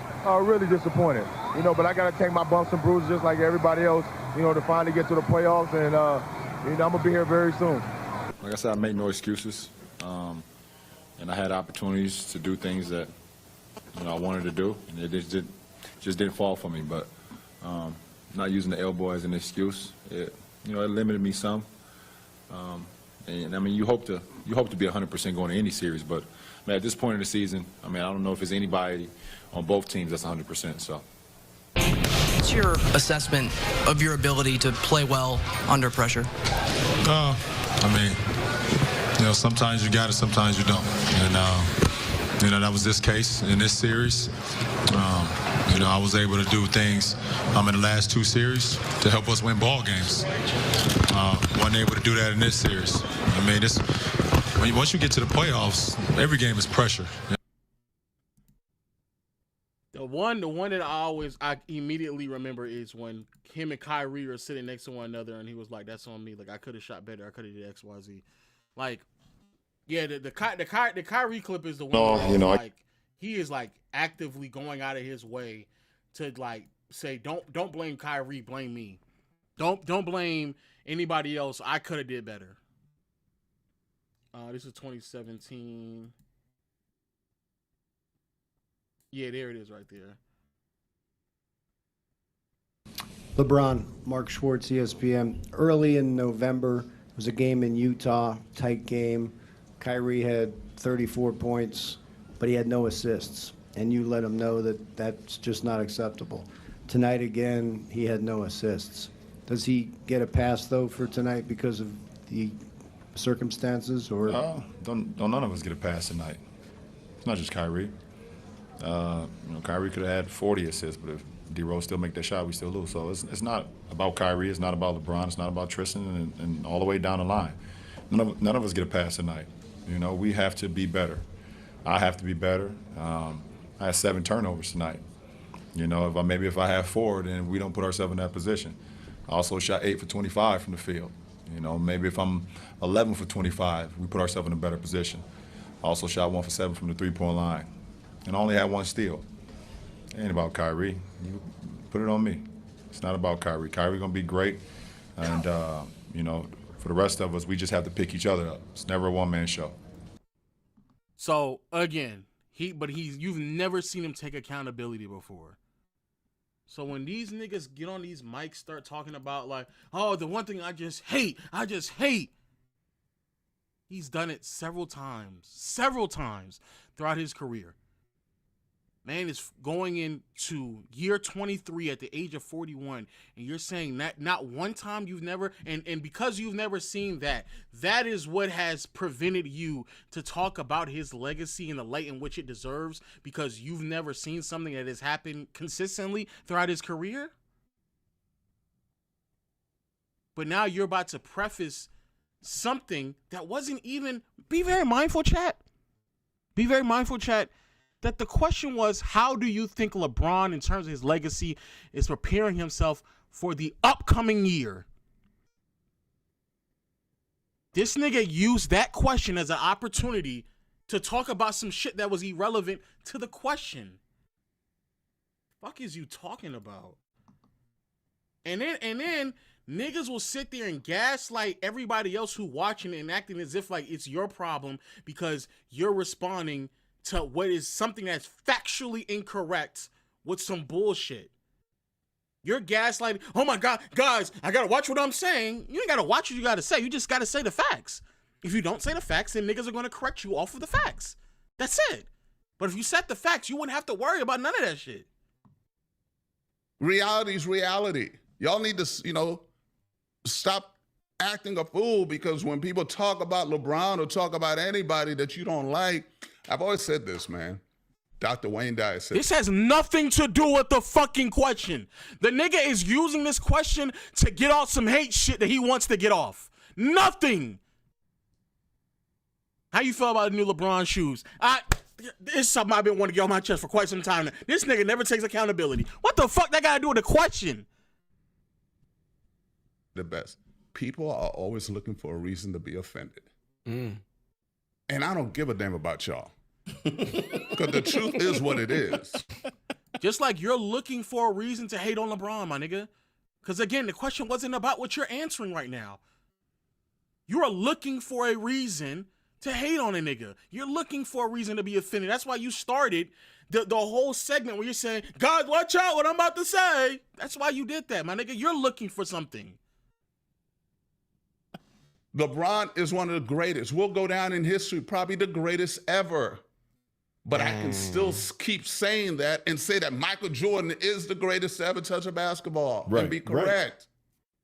Right. Or I could say it's Kobe. Or I could say it's... Bro, what the fuck does this have to do with the question, my nigga? Wilt. God damn it, change your diapers. You know what, OP? This is what I've always said, and I truly believe this. There's a lot of people on social media, a lot of people that are broadcasters or sportscasters, where in the media, that have their narrative on who's the greatest and this and that. But do you think that plays more of a role today is because there's more and it's more accessible? The question was about how is LeBron preparing for the upcoming season, my nigga. Do y'all hear how we got here? Without a doubt. People has a cell phone without a doubt. And see everything. But kind of to piggyback on what OP said, those people who have a mic in their hands and they're saying this guy is not great or this guy's trash, that have never played in the NBA, to me, you have no right to ever say some shit like that when you ain't never played, right? Okay? So for him to say how he feels about LeBron James, okay, that makes more sense. He played in the NBA for a long time. Yeah. You know what I mean? So our opinion on guys that we played against or guys that we coached against should matter a little bit more. And the average fan that's sitting at home that ain't never played a game in his life or probably played on his high school team, never played in college, but he can sit there and say, well, this guy's the greatest player that ever played because of this, because you're reading stats.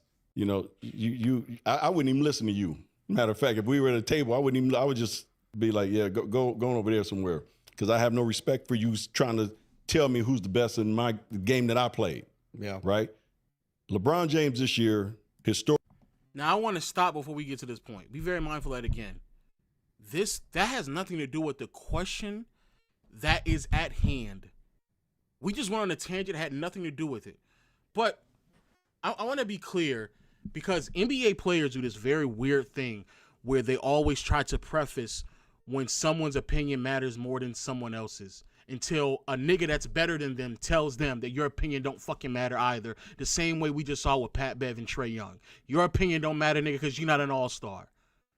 So everybody gets to sit there and puts a prerequisite on someone's opinion because of wherever you decide it's going to start and stop based off of however good you are at the sport. And the truth of the matter is, Tobias Scott or any NBA player or any basketball player who feels about me existing or anybody existing in this space, I would not exist if you niggas would stop lying. If you niggas stop lying, then more people would actually listen to you all. If you niggas stop running with narratives yourselves, then maybe you would be more credible. But the problem is that you all have actually had the ability to gatekeep the space to where in which you wanted it to be. It's been gatekept for majority of media existence in the NBA. You niggas walk into media jobs without having any media training because you played the sport, understandably so. But when you then have all that knowledge, have all that experience, have all of the reps in the world, and yet you then get in front of a camera and say something that's factually incorrect, that's when you drop the ball. So if anybody needs to be upset at someone about people who've never played the game having loud voices in the space, nigga, you need to look yourself in the mirror. You need to look at your peers. You need to ask yourself, why the fuck Shaq sitting there not watching the games but has one of the biggest voices in the space for the better part of the last 10 to 15 years? You need to ask yourself that question. You need to ask yourself why the fuck do any of them people at TNT need someone to write down the notes for them in a game in which they're supposed to be watching? You need to ask yourself that. But that's not a us thing. That's not our problem. And the unfortunate truth is, as time has progressed, what many people have realized is that it's not about the skill set. It's not about your experience. It's not about how long you've been in the NBA and how good you were. It's simple facts and truth. That's it. It doesn't fucking matter. You could be in the NBA as long as you want to. But if you don't know who the head coach of a certain team is because you're not watching, nigga, the experience you had prior to is irrelevant. That shit don't matter. Nigga telling me I say 2 + 2 is 5, so you should listen to me. No, nigga.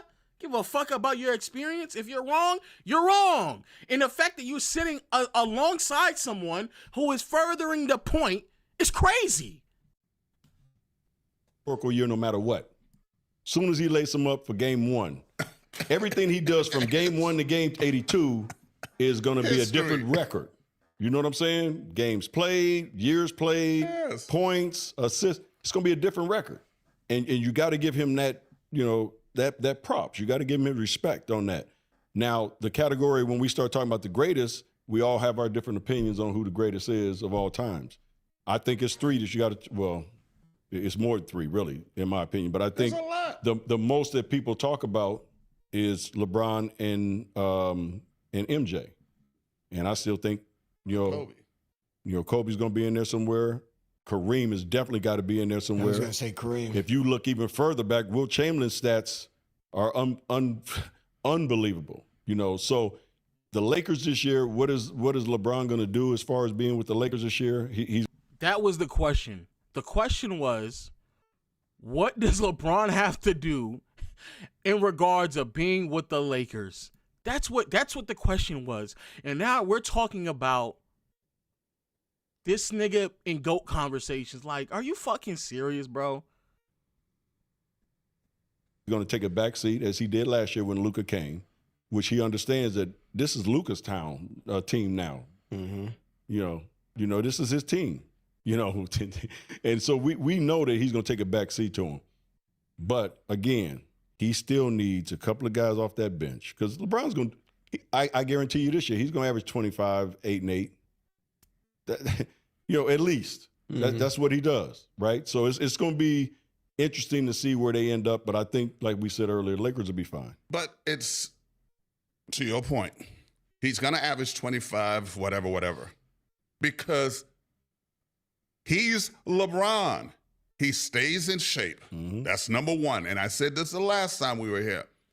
He is the most in-shape player to be in his 40s that I've ever seen. He's in better shape than 90% of the NBA right now. Facts. That speaks to his greatness. Yeah. But at the same time, if you're playing any amount of minutes you want, you're going to do things. You're going to put up numbers. So you're saying Robert Parrish in his 22nd year was not allowed that opportunity to get the ball and score and everything else. So you got to factor all those things in. So there are plenty of players in the NBA who play just as many minutes, if not more minutes, than LeBron, who also have a green light just like LeBron, who do not record 25, 8, and 8. They're younger than him, quicker and faster than him. Hell, some of these players may be even better shooters than LeBron. And they still do not average 25, 8, and 8. LeBron, however, receives those things. This idea that he gets those numbers because he plays as many minutes as he wants, and when you get that many minutes, you're going to... No. LeBron gets those numbers because he is great. That's why. Point blank, period. Everything else that comes behind him being great is a byproduct of him being great. The numbers he puts up is a byproduct of him being great. The minutes that he's able to play is a byproduct of him still being great. The ability to functionally be an important part of the offense is a byproduct of him being great. Robert Parrish couldn't put those numbers up because he's not as good as LeBron. That's why Robert Parrish can't do that. Robert Parrish, even at his absolute best, wasn't posting up those numbers. So I don't know what the fuck Robert Parrish is even. What's the premise of bringing up Robert Parrish? If Robert Parrish, in year 20 whatever, was good enough to still produce at the level in which he was able to produce at age 22, 25, trust and believe the Boston Celtics would have loved it. They would have loved it. They would have wanted it. LeBron puts those numbers up not because he gets XYZ amount of minutes, not because he has a green light. He puts those numbers up because he is still great. Point blank, period. Nothing else. That's why. Everything else is a byproduct of his greatness. That's it. That's it, dog. That's it. And matter of fact, Odin.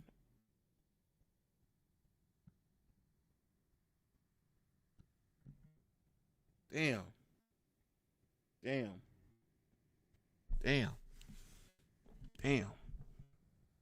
Damn. Damn.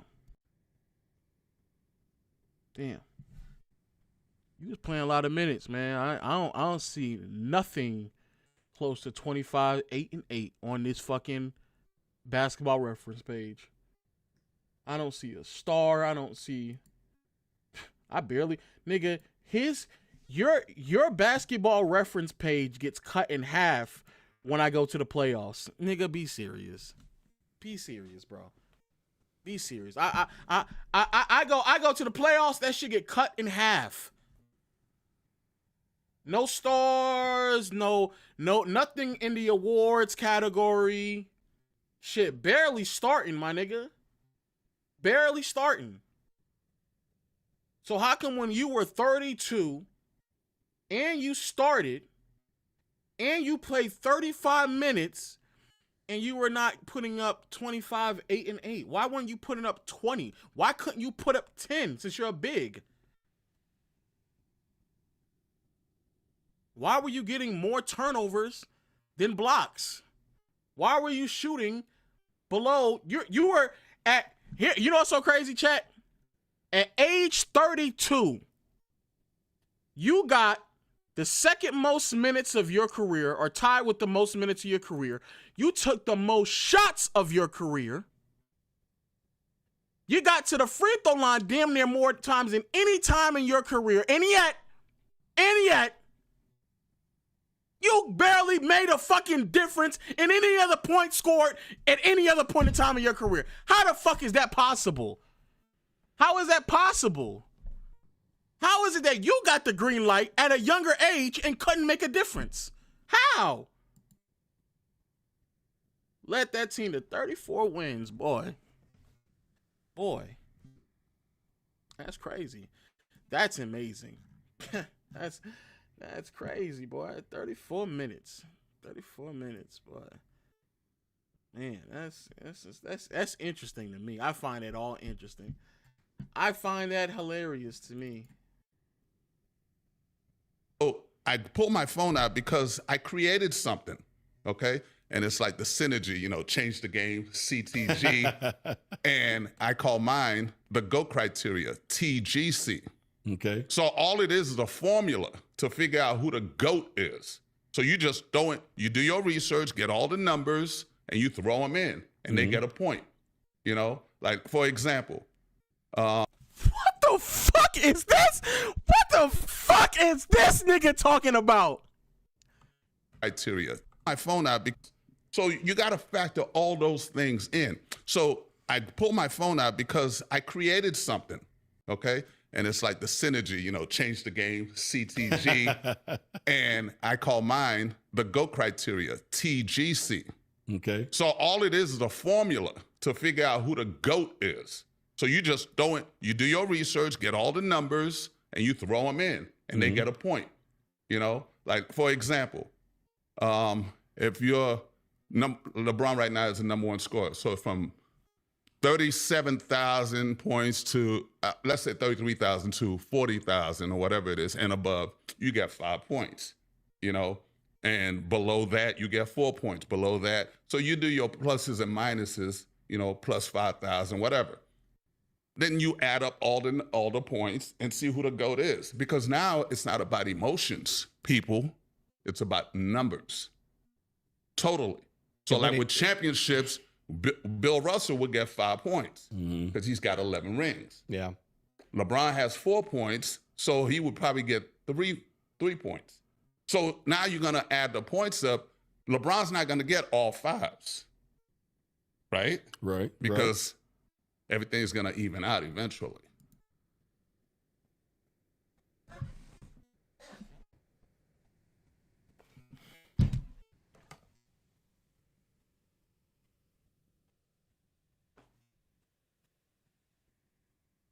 That's the dumbest shit I have heard today, my nigga. That's dumb. That is the dumbest shit I have heard all day today. That might be the dumbest shit I've heard all month. I want y'all niggas to be very mindful.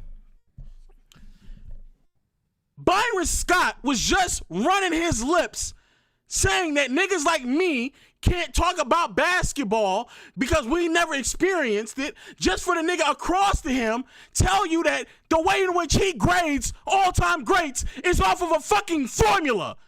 Are you serious? What the fuck are we talking about?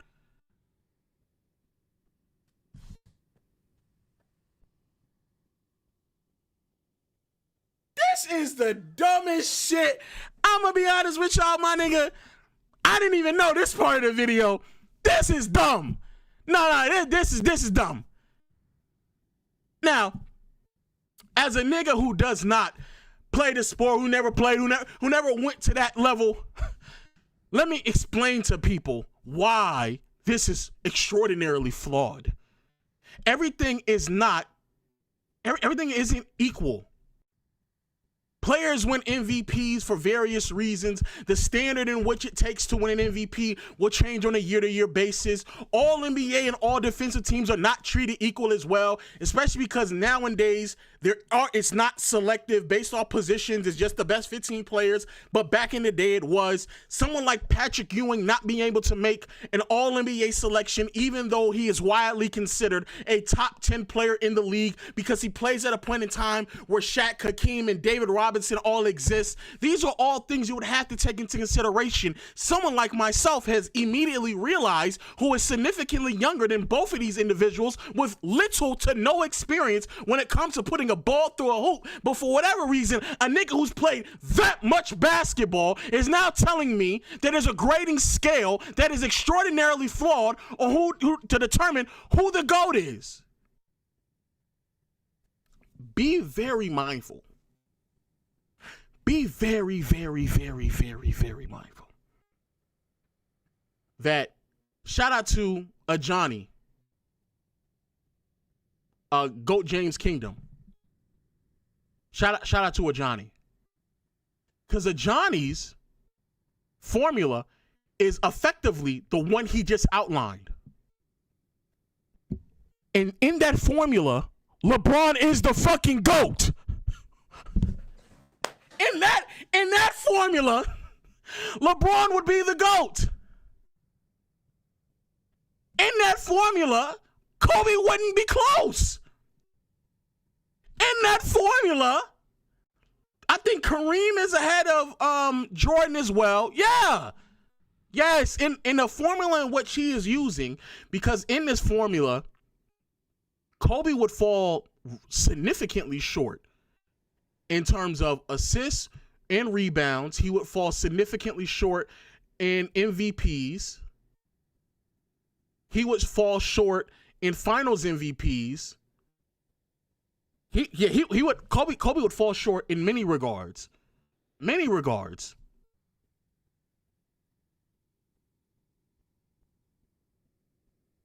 So this idea that a formula, and this is what I said earlier, if you niggas is upset that people like me have a voice in this space, be mad at the nigga across the room from you. Listen to what he is saying.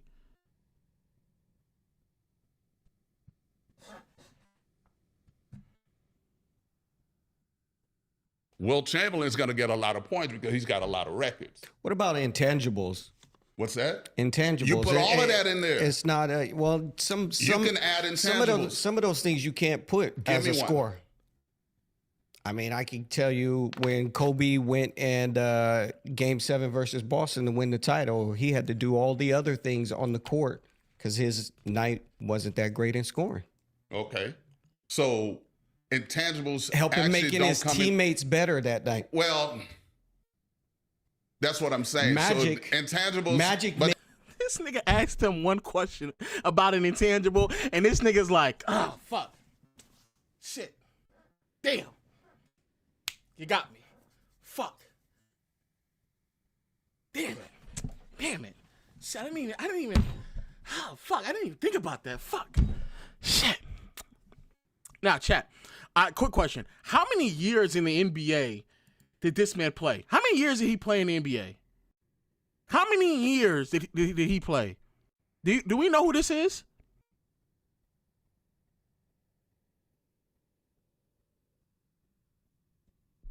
Do we know who this gentleman is?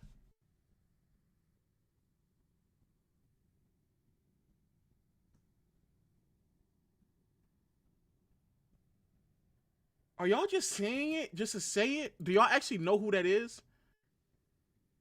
Hosted by Kid J? Bro, I don't know who Kid J is.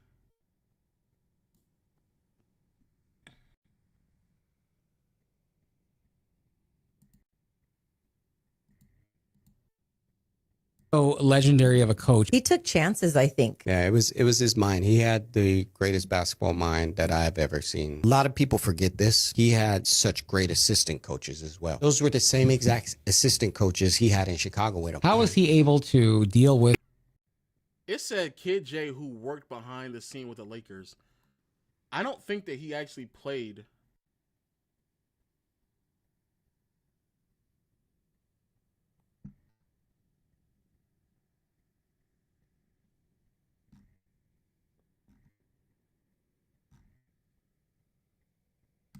He's a rapper putting next to Jesus Christ.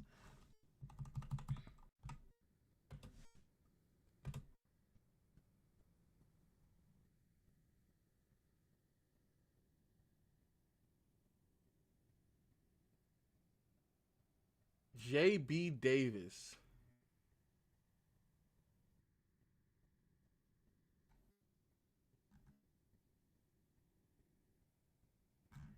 So did J.B. Davis play in the NBA? J. Davis. Huh. Oh, okay.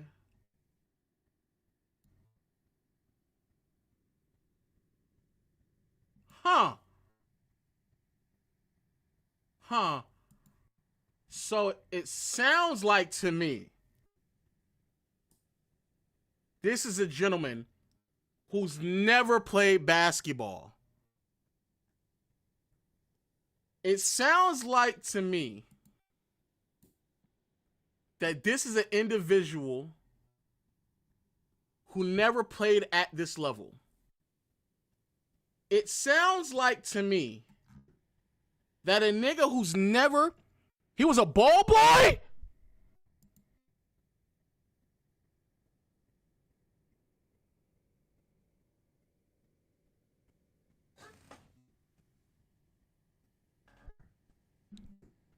They're talking to the ex-Lakers ball boy.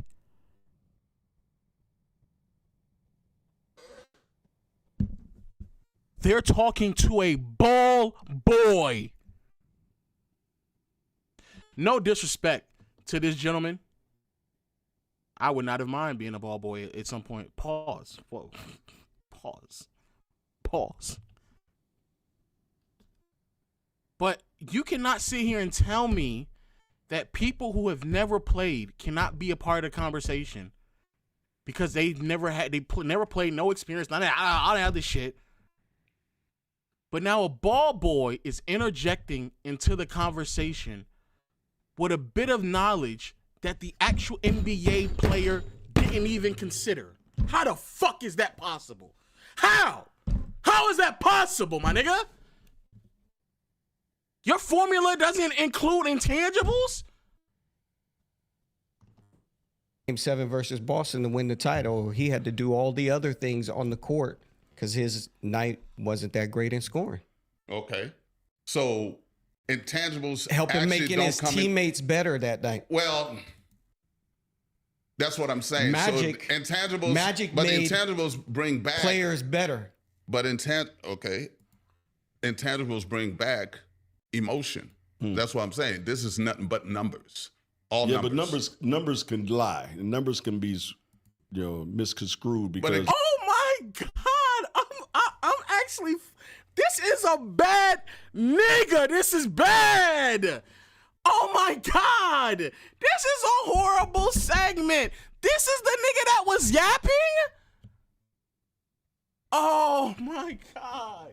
Oh my days. Oh my God. Gives you a better outlook. Well, it might give you a better base. And then also I think the other thing that kind of comes into play too, OP, is that the errors that were played. Because now the game is this game now you can't touch nobody. You can't touch anybody. So the scoring goes up. Where back when we played, it was all about defense, and you got the shit knocked out of you every time you went to the basketball. Hey man, and just so people know, if Byron Scott played more in the 90s, I can understand that logic, but no, that's not a fact. It was openly known in the 80s that it was no defense being played in the 80s, or at least that was the consensus. That at that point in time, the pace is just as much as it is right now, and scoring, if not slightly more, and scoring is relatively the same that it is right now as well. If you go back and watch an 80s game, bro, they're running up and down in transition much more frequently than they're doing right now. It's actually crazy. If you want to talk about defensive-oriented, slower-paced basketball, it would be the late 90s and 2000s. But every other aspect, every other era of basketball, the pace is just as fast, if not faster, while also playing questionable defense. That's what's going on. I'm just trying to give people a better base. That's all. No, I hear you. I read a quote the other day on the internet yesterday. It said, back when you guys play, players would be pissed when they couldn't play. Yeah. Now players are pissed when they have to play. Yep, that's true. No. They're mad because I got to play tonight. Yeah. Dudes were not skipping games, man. Because you know why, B? You were risking losing your job. You know what's so funny? You know what's so crazy? Yeah, that definitely sounds like Vlad. You know what's so fucking funny? They realized how dog shit this nigga Point was, and they were like, we got to save this nigga with another lifeline of another narrative. Let's throw another narrative out there. Niggas don't like to play basketball now, and back then y'all did. They scrambling for something. Got to pivot, because you for whatever reason decided to drive this argument down the path of some shit that does not make any sense. And I promise you all, chat, if you were to do what he says, LeBron will end up being the GOAT. If not the GOAT, I think he would definitely be over Jordan, and he would be over Kobe, and he would be over, I don't know about Kareem, but I know for a fact he would be over those two. Because LeBron would end up he would be at the top with points. He'll be at the top with All-NBA selections. And then there's one more thing he would be number one at. He wouldn't be number one, no, not in assists. All-star appearances. He would be number one in those three categories. And it will be a noticeable gap from everyone else. A noticeable gap. And then after that, he would have more assists than anybody in the conversation with him. More assists than Kobe, than Jordan, and Kareem, and Bill Russell. He would have significantly more assists than all of them. He would have significantly more assists than both Kobe and Jordan. So if you were to go down that path, you would actually find out that LeBron is indeed the GOAT. That's actually what you would actually do. Jesus Christ. Yeah. If you miss more than 3 games in Detroit with Vinnie Johnson sitting there, you losing that spot. Yeah. No, I agree. I think it's not only fear of losing your job, but I think it was just want to play. Yeah. I mean, every year that I went into the season, I said, man, my biggest goal was to win a championship, obviously. Yeah. But my personal biggest goal was I want to see if I can play 82 games. 82 games. That was the biggest goal for me. Talk about the number of games. I'm going to ask this question. Over under, how many games will LeBron play in his 23rd season? I say 65. 65. He's going to take some nights off just to take them off. Say 60. Byron. So you're saying he's going to miss 17 games. I'm saying he's going to miss 22. You're saying he's going to miss almost 30. I agree with that. He's got Father Time on the ropes right now. He got him on. He's gonna play. 65 is the number right to make All NBA, right? Nigga say he gonna miss 50. Like something catastrophic will have happened. Yeah, he's gonna play the 65 threshold. He's gonna play 65. The 65 threshold to make sure he gets to that point. But let's just so we don't run with narratives. Let's actually go with what he actually played last year. Let's go see. Let's go see. So LeBron last year, he played 70 games. So last year he only missed 12 games. He only missed 12. 70, 71. These 2 years, well, really, all 3 of these years, he was dealing with injuries. This is a shortened season, but if I'm not mistaken, he played majority of these games. Let me see. LeBron missed 1, 2, 3, 4 games the entire year. So he played 67 of the 71 games. He got injured in 2019 as well. Before that, 82, 74, 76, 69, 77, 76, 62, I think out of 65 games. 79, 76, 81, 75, 80, 78, 79, 80, 79. The man plays games. When people make the argument about like missing games and then try to even dare pivot into like LeBron, he is not the one that is in question. The only time in which LeBron has been missing games has been as of late, but it's been directly correlated to an injury. Because the nigga is 39, 38, 37, 36, and 34 when he was missing those games. Jesus Christ.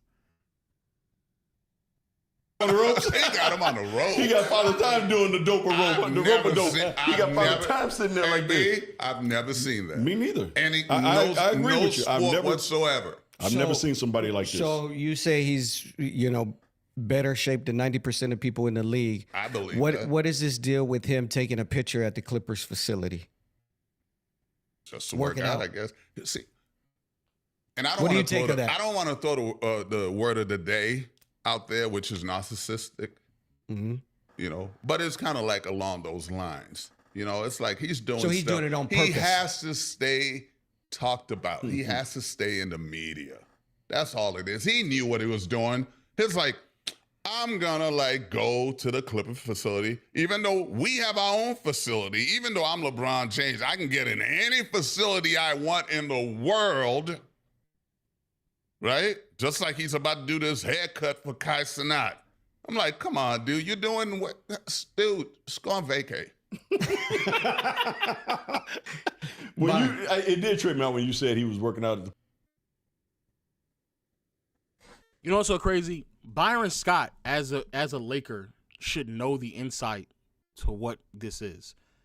And the fact that he's not going to explain that it's not really the Clippers facility, that's still the Lakers, because the way in which, back in the day they played in the exact same arena. Like the fact that he's not going to explain it is fucking crazy. It's crazy. Clipper facility, I was like, what? Because if you turn that around, I guarantee you Kawhi Leonard couldn't work out the Lakers facility. Nope. I guarantee you that. Nope. Exactly. James Harden, nope. So it did trip me out when you said, I was like, wait a minute, he worked out where? Yes. Oh, okay, all right. The fact that they allowed him to... Exactly. I'm like, nah, that didn't happen. That didn't happen in the Lakers facility. All right, we're going to stay with the Lakers. So, of course, last season's blockbuster trade, Luka to the Lakers, people still view that as Lakers winning that trade. They did. In the wake of the mood, Luka, he looks in incredible shape this summer, showcased in the Men's Health Fitness magazines. That's it. Okay. I don't know. I don't know how niggas continue to do. Yeah, no one really watches it. No one watches it. No one watches this. No one really watches this. No one does. No one doesn't watch this. At all, actually. Because my goodness. My goodness. That right there is actually, that is one of the worst. You know what I want to do, chat? Yeah, can I, let me, no. Right here. You see this whiteboard behind me? Wow. Alex Jones being reinstated in YouTube. I want to be able to, I want to be able either there, you know what? Well, you know, be even better. You know what might be even better? Because I might actually need to use that whiteboard for yes, hung up by Raquel.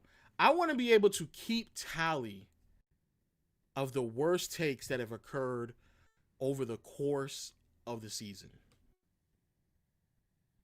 The worst takes. And at the end of the year, we'll have the list of the top 20, 50, even if it gets to 100 takes. That's what I want to do. That's what I'm going to do.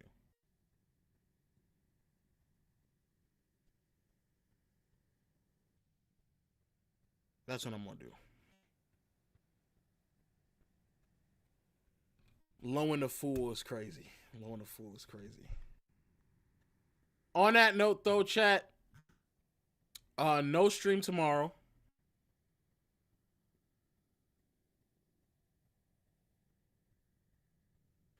Oh, that is right. Clutch did buy the facility. That's what it was. That's what it was. But it's an older facility though. I do remember it's an older facility. This nigga Bruce Jr. If you miss anything, we will have the video up on. We'll definitely have that last segment up on YouTube, without a doubt. We're streaming tomorrow? I thought tomorrow's Thursday. No, it's Thursday Night Football. Kid J is an on-air name of Jason Kid J Wagner, the co-host of Byron Scott's Fast Break podcast alongside Byron Scott. Here's what I found out about what he does / his background. He previously worked behind the scenes in radio, including a role as a program director at 99.1 KGGI. He also worked with the Los Angeles Lakers organization as a locker room attendant at one point. Jesus. In one anecdote.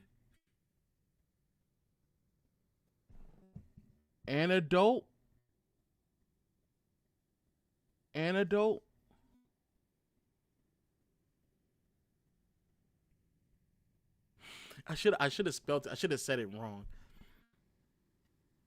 In one anecdote he shared during the Lakers 2001 title championship in Philadelphia, he was assisting with champagne bottles and got stuck in his hand.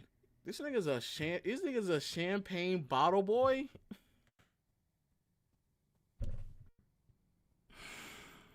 Oh man! Most recently, after being let go in the media / radio layoff, he launched a podcast with Byron Scott. Oh shit! We didn't do the ESPN Top 100. Fuck.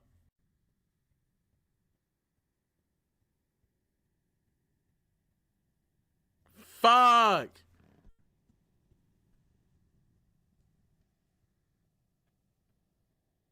Damn, we're almost 3 hours. 3 hours in. Fuck. Yeah, when did they drop the full list?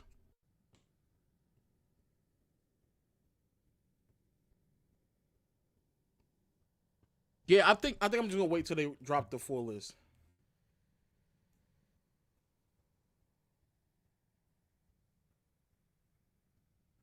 Nigga said, looks like they're dropping the full list Friday. Then we might just drop it Friday. We'll record Friday. I did put it in the title. Fuck. I put it in the title, man. It's all the way up to the top 10. Yeah, they've been dropping daily. They've been dropping the nigga said I'm a scammer.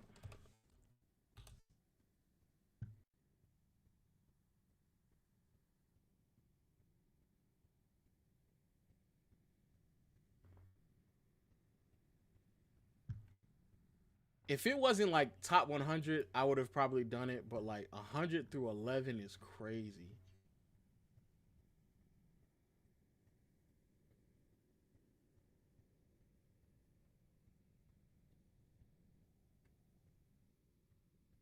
Ah, yeah.